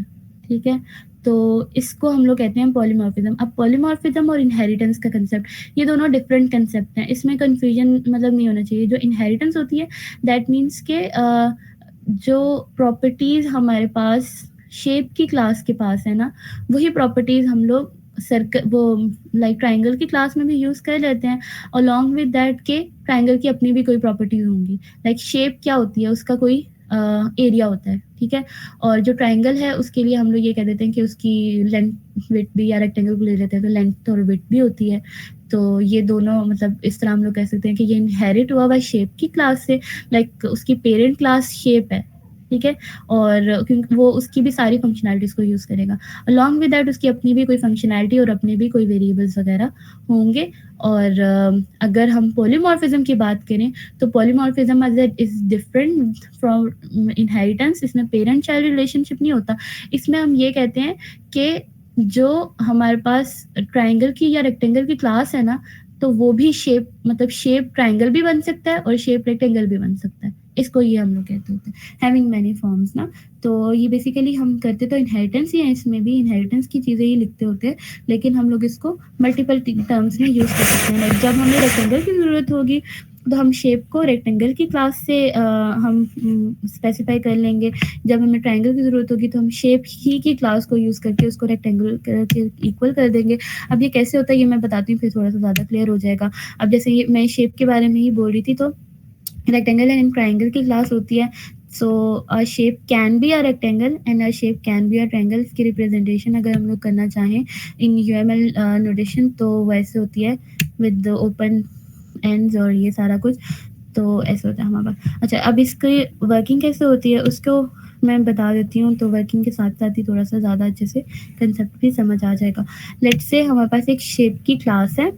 ठीक है, अब इसमें हमारे पास है इंट विड्थ एंड हाइट, और सिंपली कंस्ट्रक्टर कॉल हो रहा है, और एरिया हम लोग कहते हैं पेरेंट क्लास का एरिया हमारे पास। ठीक है, ये प्रिंट करवा रहा है पेरेंट क्लास एरिया। अब क्या करेंगे, हमारे पास एक रेक्टेंगल की क्लास है और एक ट्राइंगल की क्लास है, both will be inherited from the shape class differently. ठीक है, रेक्टेंगल सिर्फ शेप की क्लास से इनहेरिट हुआ, ट्राइंगल भी शेप की क्लास से इनहेरिट हुआ। इनहेरिटेंस इसमें करनी ज़रूरी होती है, बट अगर हम लोग पॉलीमॉर्फिज्म का कंसेप्ट यूज़ कर रहे हैं तो उसमें स्लाइटली कुछ चीज़ें डिफरेंट होंगी, वो भी मैं बता देती हूँ। सो इसका भी अपना ही वेरिएबल अपना कंस्ट्रक्टर है, और ये अपने पेरेंट क्लास के कंस्ट्रक्टर को भी वेरिएबल्स पास करवा रहा है। देन ट्राइंगल भी ऐसे ही कर रहा है, और अलॉन्ग विद दैट इनका भी एरिया। अब मेथड आप देखें तो सेम है तीनों के। ठीक है, मेथड ओवरलोडिंग हो रही है यहाँ पे, तीनों मेथड ओवरलोडिंग हो रही है, same name, same return type, same parameter. तो मेथड ओवरलोडिंग मैंने जैसे लास्ट सेशन में बताया था, तो ये वहाँ पे ऐसे वर्क कर रहा है। और रेक्टेंगल क्लास का एरिया है या ट्राइंगल क्लास का एरिया है वो प्रिंट करवा रहा है। देन यहाँ पर सिंपल ये क्लासेस जनरेट हुई हैं। पॉलीमॉर्फिज्म का कंसेप्ट कैसे होता है कि shape can be a rectangle, then shape can be a triangle as well.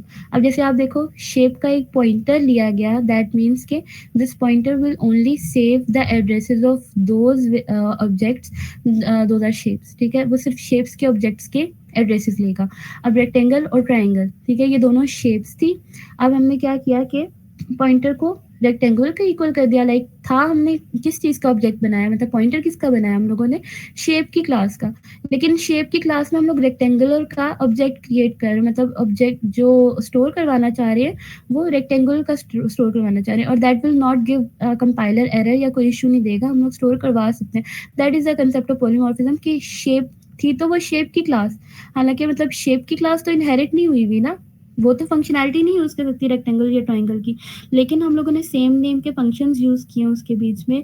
और मतलब पॉलीमॉर्फिज्म का कंसेप्ट यही है कि उस शेप की क्लास को जो उसकी चाइल्ड क्लासेस होती हैं वो इसके इक्वल भी हम लोग कर सकते हैं, उसमें भी स्टोर करवा सकते हैं। सो शेप पीटीआर जो पॉइंटर था उसने एड्रेस इसका रेक्टेंगल का भी ले लिया, और उसका जब एरिया कॉल किया तो ये बेसिकली हमारे पास मतलब उसका एरिया कॉल कर लेगा, रेक्टेंगुलर का एरिया कॉल किया, एंड देन इसी तरह हमने ट्राइंगल का किया तो ये ट्राइंगल का एरिया इसने कॉल कर दिया। मतलब ट्राइंगल के अंदर भी हम लोग स्टोर करवा सकते हैं। तो अच्छा, अब यहाँ पर रेक्टेंगल का एरिया कॉल हो रहा है और यहाँ पे ट्राइंगल का एरिया कॉल हो रहा है, लेकिन both are printed parent class area, क्योंकि हमारे पास जो ये होता है ना पॉलीमॉर्फिज्म, ये दो टर्म लोग कहते होते हैं, लेट या डायनामिक बाइंडिंग, ठीक है। तो जब हम लोग and choose a member function and battery time, यहाँ पे जो स्टैटिक बाइंडिंग होती है ना, वो हमारे पास क्या करता है कि वो इग्नोर कर देता है कि उसके अंदर ऑब्जेक्ट कौन सा क्रिएट हुआ है, ठीक है, और वो पेरेंट क्लास के ही एरिया को कॉल कर देता है, लाइक पेरेंट क्लास के ही फंक्शन को कॉल कर देता है। अब जब हमने पॉलीमॉर्फिज्म को यूज करना होता है ना, हमने एक तो फर्स्ट ऑफ ऑल जो फंक्शंस यूज करने हैं ना, उसके अंदर कोई एक फंक्शन जिसके लिए हम लोग पॉलीमॉर्फिज्म करना चाह रहे हैं इसके बीच में, वो फंक्शन का नेम सेम होना चाहिए हमेशा। अब एरिया है तो एरिया आप तीनों में डालेंगे, आप ओवरलोड करेंगे फंक्शन को, मेथड ओवरलोडिंग करेंगे। सो एरिया का हम लोगों ने किया हुआ है। अब जब स्टैटिक बाइंडिंग होती है ना, अब मैंने रेक्टेंगुलर का उसका ऑब्जेक्ट क्रिएट किया था ना, उसमें रेक्टेंगुलर का स्टोर करवाया था, तो उसने रेक्टेंगुलर का एरिया कॉल नहीं किया, लाइक उसको ये कॉल करना चाहिए था ना रेक्टेंगुलर क्लास एरिया, बट उसने कहा पेरेंट क्लास एरिया, जो कि इसकी पेरेंट क्लास का था, शेप की क्लास का था, ठीक है। तो यही स्टैटिक बाइंडिंग होती है कि इसको जो पहले दे दिया जाता है शेप स्टैटिक पीटीआर, जैसे बता दिया गया था कि तुमने शेप की ही क्लास के ऑब्जेक्ट्स बनाने हैं, अब वो स्टोर तो कर लेगा रेक्टेंगुलर के भी और ट्राइंगुलर के भी, वो एड्रेसेस भी स्टोर करवा लेगा, लेकिन जब हम इसको कॉल करेंगे ना तो ये उसी का फंक्शन कॉल करेगा जिसका इसको इनिशियली बता दिया गया था कि तुमने शेप क्लास के ऑब्जेक्ट्स ही लेने हैं, ठीक है। तो इट्स कॉल्ड स्टैटिक बाइंडिंग, और ये बिल्कुल वैसे ही काम करती है नॉर्मली जैसे हमारे पास काम करता होता है। तो इसका हमें इतना फायदा नहीं होता पॉलीमॉर्फिज्म में, फायदा हमें होता है लेट बाइंडिंग का, ठीक है। लेट बाइंडिंग या डायनामिक बाइंडिंग को हम लोग कह सकते हैं। उसमें हम लोग क्या करते हैं, फंक्शन को बना देते हैं वर्चुअल, ठीक है, इसको प्योर वर्चुअल फंक्शन बना देते हैं। जस्ट हम लोग फंक्शन का नाम लिखते हैं, यहाँ पर फंक्शन के नाम से पहले ना कीवर्ड डाल देते हैं वर्चुअल, दैट मीन्स के इसको हम लोगों ने लेट बाइंडिंग, इसको हम बता देते हैं कि हमने पॉलीमॉर्फिज्म करनी है, और अगर ये फंक्शन कॉल होगा तो पेरेंट क्लास का ऑब्जेक्ट ना आप कॉल करना, आप इसके चाइल्ड क्लासेस का या जो भी ऑब्जेक्ट उसके वेरिएबल के बीच में स्टोर हुआ हुआ ना, या पॉइंटर के बीच में स्टोर हुआ हुआ, आप उसी क्लास के वेरिएबल को स्टोर करवाएं, ठीक है। इसको हम लोग कहते हैं प्योर वर्चुअल फंक्शंस, और या वर्चुअल फंक्शंस कहते हैं। प्योर वर्चुअल फंक्शन में इक्वल्स टू 0 भी आ जाता है, बट इसको हम लोग सिंपली कहेंगे वर्चुअल फंक्शन, और कीवर्ड हम लोग इसके बीच में डाल देंगे। ये सिर्फ पॉलीमॉर्फिज्म के लिए यूज होता है, और ये जस्ट इसके लिए होता है कि जब ये फंक्शन के पास आए ना, जब हम इसको फंक्शन को कॉल करें, तो अगर तो उसके अंदर पॉलीमॉर्फिज्म हो रही है और शेप क्लास का ऑब्जेक्ट नहीं है, उसकी किसी चाइल्ड क्लास का ऑब्जेक्ट है, तो उसकी चाइल्ड क्लास के फंक्शंस को कॉल किया जाए, ना कि इस फंक्शन को कॉल किया जाए। अब जैसे देखिए ये वही चीज है, लेकिन मैंने यहाँ पे वर्चुअल लिख दिया था, तो हमने रेक्टेंगुलर को जब स्टोर करवाया और रेक्टेंगुलर के एरिया को कॉल किया, लाइक उसमें अभी ऑब्जेक्ट रेक्टेंगुलर को पड़ा हुआ, तो उसने रेक्टेंगल के एरिया को कॉल किया, एरिया के फंक्शन को कॉल किया है। एंड इसी तरह जब हमने ट्राइंगल का वेरिएबल उसके बीच में स्टोर करवाया तो उसने ट्राइंगल के एरिया को स्टोर करवाया। अब है तो ये शेप क्लास का ऑब्जेक्ट, बट इसमें रेक्टेंगुलर भी सेव हो रहा है, ट्राइंगल भी सेव हो रहा है जो इसकी चाइल्ड क्लासेस थी। और उसके फंक्शन भी हम लोग जब अगर हम लोग उसके अलग अलग फंक्शंस को कॉल करना चाह रहे हैं तो हम लोग उसके जो शेप क्लास का फंक्शन था उसको हम लोग वर्चुअल फंक्शन बनाएंगे। इसकी चाइल्ड क्लासेस को बनाने की जरूरत नहीं है, लाइक इसकी जो चाइल्ड क्लासेस थी ट्राइंगल एंड रेक्टेंगल, इनको बनाने की जरूरत नहीं है वर्चुअल, इनको हम नहीं बनाएंगे। जो सिर्फ पेरेंट क्लास है उसको हम लोग वर्चुअल कर देंगे ताकि उसे पता चल सके कि ये हमारे पास स्टैटिक बाइंडिंग नहीं है, अर्ली बाइंडिंग नहीं कर रहे हम लोग, डायनामिक बाइंडिंग कर रहे हैं, लेट बाइंडिंग कर रहे हैं। ठीक है, तो ये वर्चुअल फंक्शन के बारे में भी है जस्ट, और ये डायनामिक बाइंडिंग के बारे में मैंने अभी बताया था कि ऐसे हो रहा होता है। प्योर वर्चुअल, अच्छा हाँ, इसमें प्योर वर्चुअल फंक्शन क्या होते हैं हमारे पास।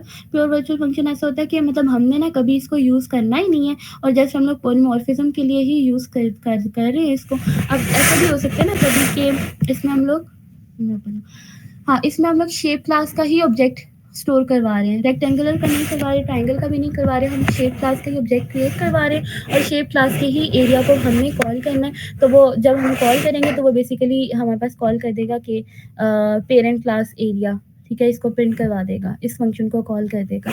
तो बेशक ये वर्चुअल है लेकिन इसके बीच में हमने स्टोर शेप क्लास का ही ऑब्जेक्ट करवाया था तो वो उसी के एरिया को कॉल करेगा। अब रेक्टेंगुलर को करवाया होगा तो वो रेक्टेंगुलर को स्टोर कर देगा। बट जो प्योर वर्चुअल फंक्शन होते हैं उसमें क्या होता है, हमने अगर शेप क्लास का ऑब्जेक्ट बनाया ना या पॉइंटर बनाया है तो इसमें हम इस शेप क्लास के ऑब्जेक्ट फंक्शन को नहीं कॉल कर सकते एरिया को।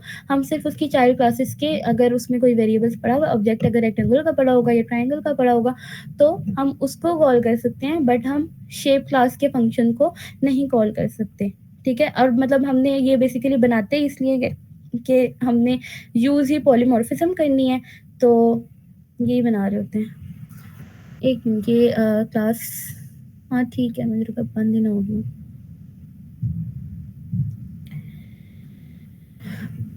तो उसके लिए हम लोग यूज़ करते हैं कि हमने जस्ट पॉलीमॉर्फिज्म के लिए ही यूज़ करना है और हमने इसको इसका अपना फंक्शन का कोई काम नहीं है और हमने इसको कुछ नहीं यूज़ करना। तो उसके लिए प्योर वर्चुअल फंक्शन बनाते हैं, हम इसकी बॉडी नहीं लिखते, वर्चुअल और फंक्शन वर्चुअल का कीवर्ड लिखते हैं और इक्वल्स टू 0 जब बता देते हैं ना, ये जस्ट कीवर्ड है तो उसको ऑटोमेटिकली पता चल जाता है कि ये एक प्योर वर्चुअल फंक्शन है हमारे पास। और रेक्टेंगुलर, और इसको जब हम लोग करेंगे तो हमारे पास रेक्टेंगुलर के एरिया कॉल होगा, देन ट्राइंगल का एरिया कॉल होगा, और अगर हम कोई शेप ऑब्जेक्ट इसके बीच में डालेंगे और उसके एरिया को कॉल करेंगे तो ये हमें एरर देगा कि आप इसके एरिया को कॉल नहीं कर सकते। ठीक है, और it's simple concept. Okay, there are some examples अगर आप लोग करना चाहते हैं तो मैं इसको ले जाती हूँ, सो आप स्क्रीनशॉट ले सकते हैं फॉर प्रैक्टिस। अभी क्योंकि टाइम थोड़ा है तो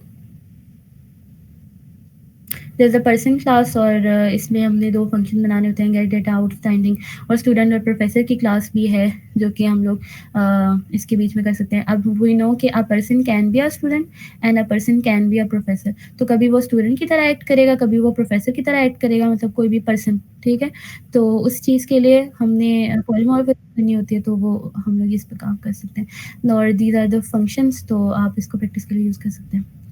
गूगल ड्राइव की ओके, विल सी ना, अगर आपको ये मटेरियल वगैरह चाहिए होगा तो मैं देखूंगी, फिर आप लोगों को प्रोवाइड कर दूंगी।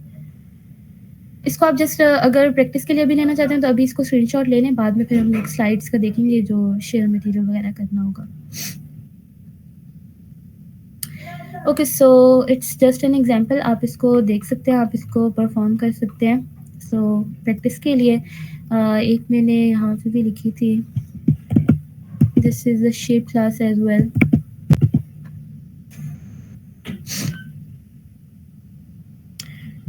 ये भी वैसे ही वर्क कर रही थी कि हमारे पास एक शेप की क्लास थी, देन सर्कल की क्लास थी, स्क्वायर की क्लास थी, और इसमें हमने थोड़ी फंक्शनैलिटी भी काम की हुई थी, लाइक ये डिस्प्ले करवा रहा था और एरिया को ना काम कर रहा था। अब जैसे यहाँ पे देखोगे तो ये प्योर वर्चुअल फंक्शन है, दैट मीन्स के शेप की क्लास के लिए नहीं यूज़ करना हमने, सिर्फ इसकी जो चाइल्ड क्लासेस होगी उनके लिए हम लोग यूज़ कर रहे हैं एरिया का फंक्शन। तो एरिया यहाँ पर इसके अंदर 3.4 रेडियस, इसका एरिया अलग कैलकुलेट हो रहा है, देन इसका अलग कैलकुलेट हो रहा है साइड्स के साथ, और इसके अंदर वेरिएबल वगैरह भी डिफरेंट है।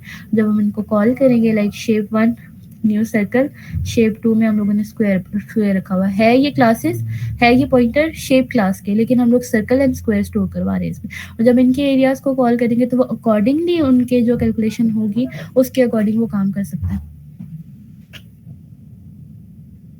Okay, so it's a basic concept. एक मिनट।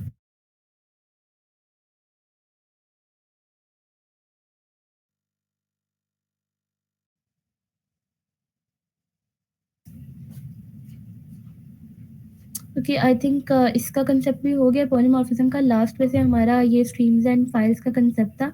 आई विल ट्राई के थोड़ा बहुत इसमें हो जाए, बाकी अगर रह जाएगा तो फिर हम लोग नेक्स्ट सेशन में भी देख सकते हैं इसको।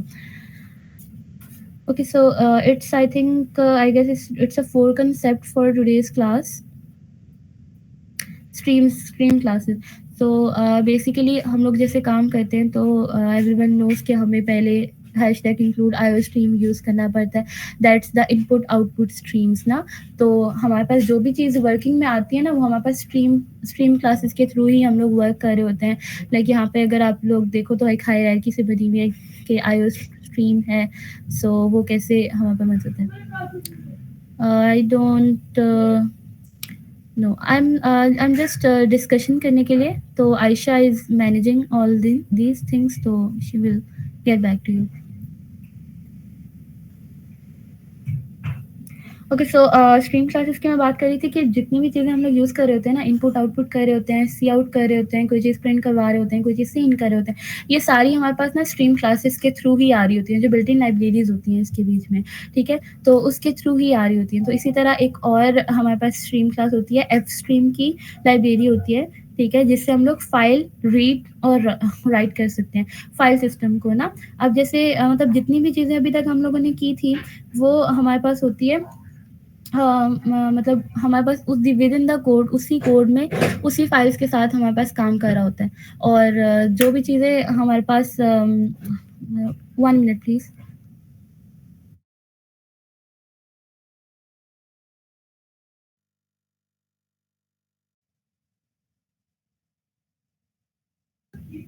सॉरी। ओके, सो एफ स्ट्रीम का मैं बता रही थी कि एफ स्ट्रीम भी एक किसी तरह की लाइब्रेरी है और ये हमारे पास फाइल्स को रीडिंग एंड राइटिंग के लिए यूज़ होती है। तो file reading and writing basically हम लोग अभी इसको डिस्कस करते हैं कि ये कैसे वर्क करता है। ठीक है।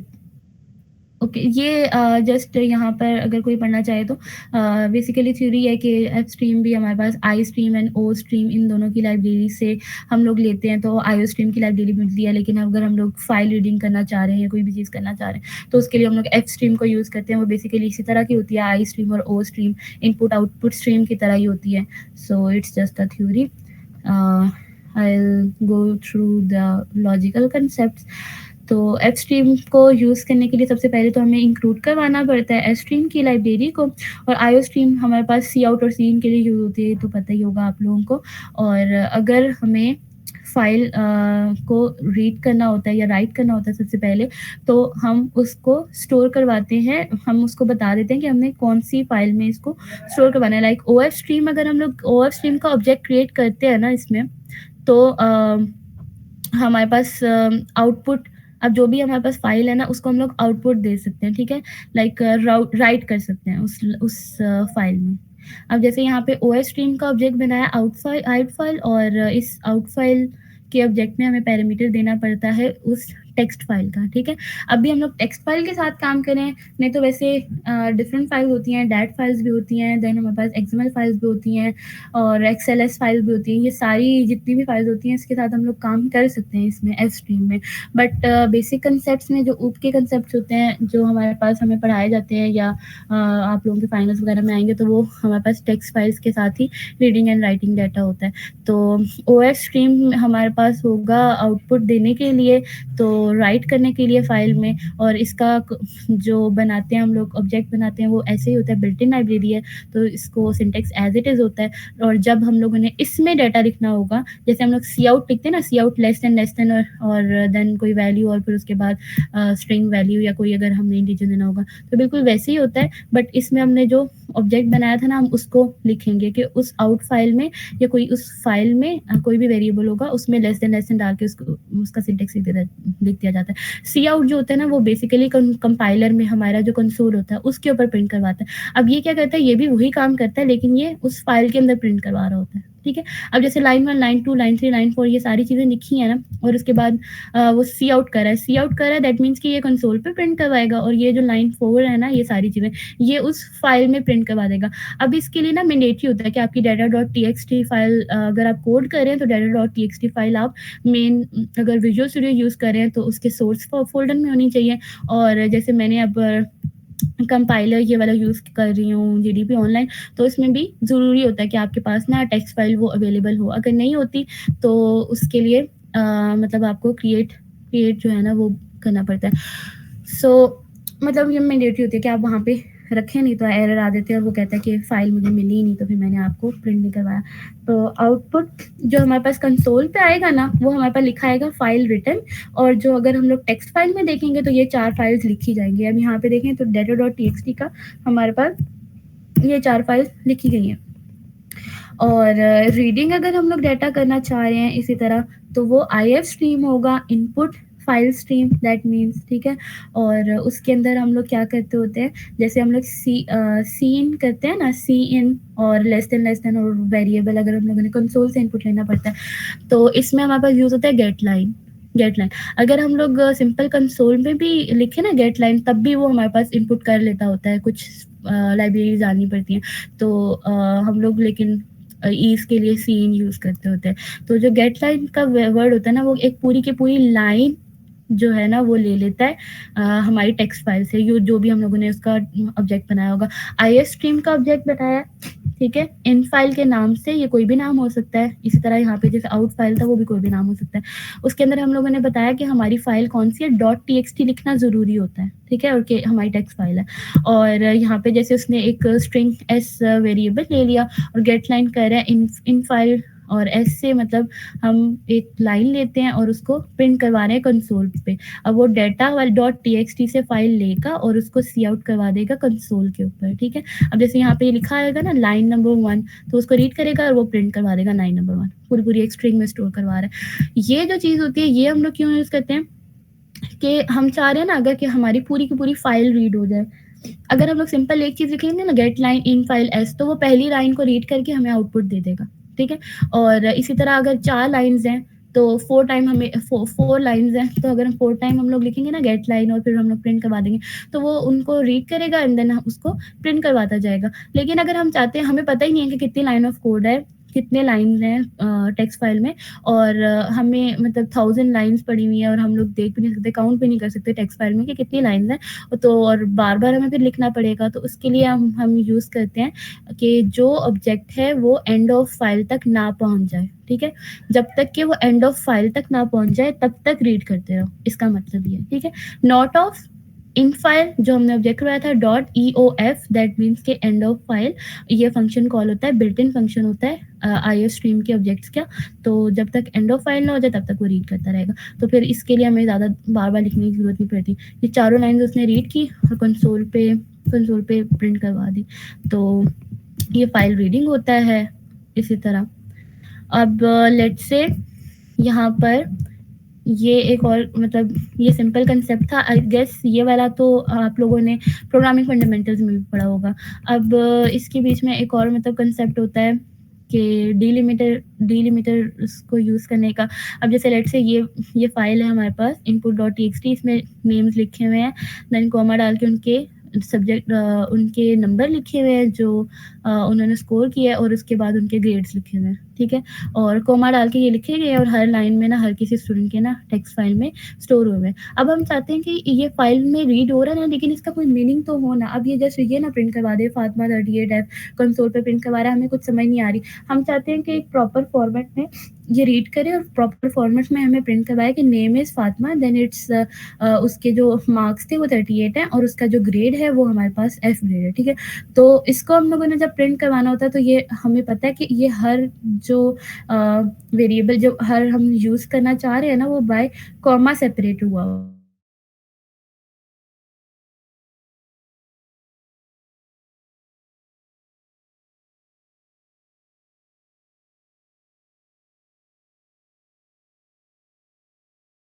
और उसके बाद अगर हम लोग कॉमा डाल के डिलिमिटर डाल देते हैं ना, तो वो ऑटोमेटिकली डिटेक्ट कर लेता है कि ये बिल्ट इन फंक्शन में वो ऑटोमेटिकली डिटेक्ट कर लेता है कि जो कॉमा से सेपरेट हुआ होगा ना, मतलब जब तक कि इसको कॉमा ना मिले तब तक उसने इसको रीड करना है। अब वो क्या करता है, रीडिंग करना स्टार्ट करता है, FATIMA, उसको कॉमा मिल गया। जब उसको डिलिमिटर मिल जाता है तो वो फाइल रीडिंग ना स्टॉप कर देता है, ठीक है? तो उसने नेम में उससे पिछले वाले सारे वेरिएबल्स को, सारे कैरेक्टर्स को स्टोर करवा दिया नेम में, जब उसको डिलिमिटर मिला। फिर उसके बाद क्या हुआ कि उसके बाद अब जो वैल्यू है ना, अब दोबारा अगर हम लोग रीडिंग करना स्टार्ट करते हैं ना, तो वो 38 3 से स्टार्ट करता है। अब वो क्या कर रहा है, 3 को रीड करेगा, 8 को रीड करेगा, फिर डिलिमिटर आ गया तो वो 3 और 8 को वैल्यू में स्टोर करवा देगा परसेंटेज में। बट ये तो हमारे पास जो गेट लाइन होता है वो तो स्ट्रिंग रीड करता है, और हमारे पास जो यहाँ पे वैल्यू है वो तो परसेंटेज जो है वो तो फ्लोट में है। तो उसको कन्वर्ट करने के लिए हमारे पास होता है function, built in function use होता है S2F, ठीक है? S2F for string to float, ठीक है? ये स्ट्रिंग का बिल्ट इन फंक्शन है। इसी तरह S2I होता है स्ट्रिंग टू इंटीजर, अगर हमें कोई इंटीजर यूज़ करना हो तो, ठीक है? अब जैसे यहाँ पे S2F कोई वेरिएबल था, S उसमें स्टोर करवाया और S2F हम लोगों ने उसको फ्लोट में स्टोर करवा दिया, फ्लोट में कन्वर्ट करके परसेंटेज को दे दिया, तो ये एक फ्लोट वेरिएबल उसको चले जाएगी। इसी तरह दोबारा हमने रीड करना स्टार्ट किया। अब हमें पता है कि डिलिमिटर तो नहीं है लास्ट में ना, तो जब डिलिमिटर नहीं है तो हम सिंपल कह देंगे कि गेट लाइन कर दे। उसके बाद रीडिंग करना स्टार्ट करेगा, उसको एफ को रीड करेगा और जब लाइन एंड हो जाएगी तो गेट लाइन हम लोगों ने क्योंकि गेट लाइन को यूज़ किया हुआ, वो एक ही लाइन को रीड करता है, ठीक है? तो अब जब एफ को रीड कर लेगा तो वो स्टॉप हो जाएगा वहीं पे, और वो एस में उसने स्टोर करवाया हुआ है तो वो ग्रेड को उसमें कर देगा। अब यहाँ पे पता है हमें कि ग्रेड जो है ना वो कैरेक्टर है, लेकिन एस तो एक स्ट्रिंग है ना, जो ये रीड किया उसने वो तो स्ट्रिंग है। तो हम कोई भी स्ट्रिंग का अगर फर्स्ट कैरेक्टर लेना चाहते हैं ना, तो हम एस और ज़ीरो भी लिख सकते हैं इसके बीच में, या हम लोग सिंपल ना डॉट एट भी लिख सकते हैं, मतलब एट पोजीशन 0, ठीक है? लाइक अगर हम लोग फर्स्ट कैरेक्टर लेना चाह रहे हैं तो एस ऑफ 0 लिख देंगे, ये स्ट्रिंग ऑफ 0, क्योंकि स्ट्रिंग ना एरे ऑफ कैरेक्टर्स होती है। या हम लोग डॉट एट और राउंड ब्रैकेट्स में उसकी स्पेसिफाई करा देते हैं हम लोग कि 0 फर्स्ट मतलब जो कैरेक्टर होगा उसको स्टोर करवाना है। अब जब हम इसको प्रिंट करवाएंगे तो name will be printed in the format of string, percentage will be printed in the format of float and grade will be printed in the format of a character. और file से read किया, फिर दोबारा new, मतलब अब ये एक line read कर लिया हम लोगों ने, अभी एंड ऑफ फाइल नहीं हुई, वो दोबारा से रीड करेगा, लाइन्स को रीड करना स्टार्ट करेगा डिलिमिटर तक। और हमें पता है लास्ट में डिलिमिटर नहीं था, दैट्स वाई हमने उसको कॉमा डाल के डाला ही नहीं डिलिमिटर। दोबारा रीड किया उसने, फिर उसको प्रिंट किया जब तक ये एंड ऑफ फाइल नहीं होगी, और वो प्रिंट ऐसे इस फॉर्मेट में प्रिंट करवा देगा, like name, percentage, grade and all.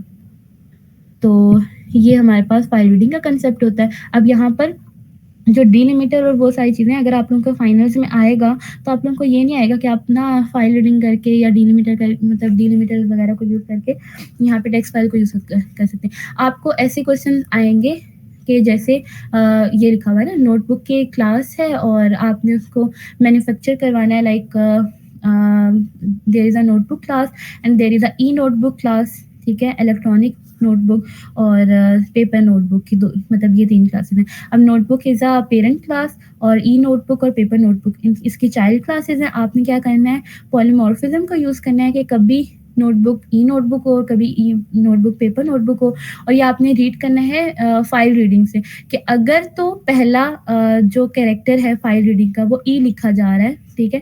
That means it's a e notebook. तो उसी वेरिएबल को ना जो हमने नोटबुक का बनाया हुआ था उसको हम लोग ई नोटबुक का ऑब्जेक्ट बना दें, और अगर वो पी लिखा गया है तो दैट मीन्स कि इट्स अ पेपर नोटबुक, तो उसी जो वेरिएबल हम लोगों ने ऑब्जेक्ट बनाया हुआ है नोटबुक का, उसको हम लोग पेपर नोटबुक के ऑब्जेक्ट में कन्वर्ट करवा दें, ठीक है? और जो आगे वैल्यूज़ लिखी हुई हैं, इनका अपना मीनिंग है, जो कि यहाँ पे फंक्शन में लिखा गया है कि फंक्शन कह रही हूँ, सॉरी, रिक्वायरमेंट्स में लिखा हुआ है कि इसकी मैन्युफैक्चर आईडी होती है, प्राइस होता है, मैन्युफैक्चर नेम होता है, और ई नोटबुक का जो एक्स्ट्रा चीज़ है वो हमारे पास साइज़ होता है, देन पेपर नोटबुक का पेज काउंट होता है, तो उसकी वैल्यू उसमें हम लोग स्टोर करवाएँगे, इसके फंक्शनैलिटी को वर्क करेंगे और इसको हम मतलब कोड कर सकते हैं, ठीक है? फॉर प्रैक्टिस आप लोग ये चीज़ देख सकते हैं, लाइक अगर मैं कॉपी करके भी यहाँ पेस्ट कर दूँ।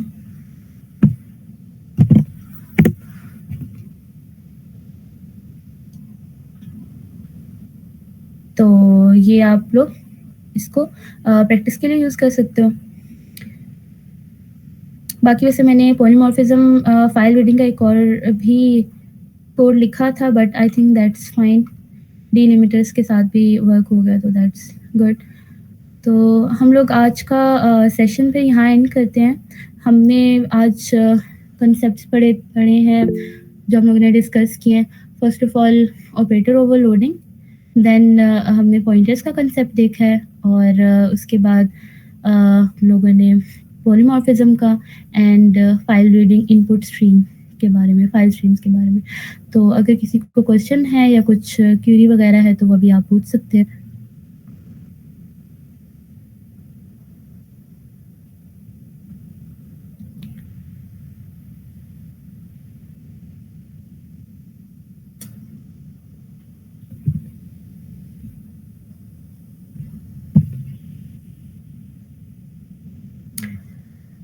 ओके, होप आप लोगों को ये यूज़फुल लगा सेशन, और आप लोगों को अच्छा लगे। स्लाइड शेयर कर दूँ? लेट मी सी कि क्या हो सकता है ना, तो मैं आप लोगों को फिर शेयर कर दूँगी। I will share with Ayesha, तो वो आप लोगों को देख लेगी। I think she is here.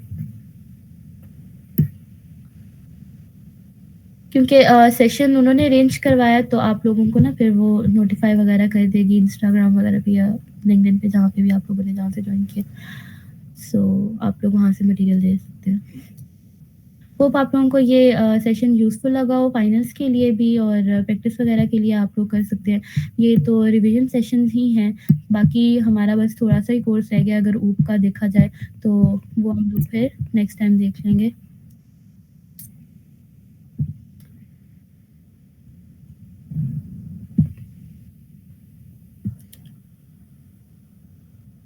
Okay, ठीक है, थैंक यू, फिर अल्लाह हाफ़िज़ एवरीवन।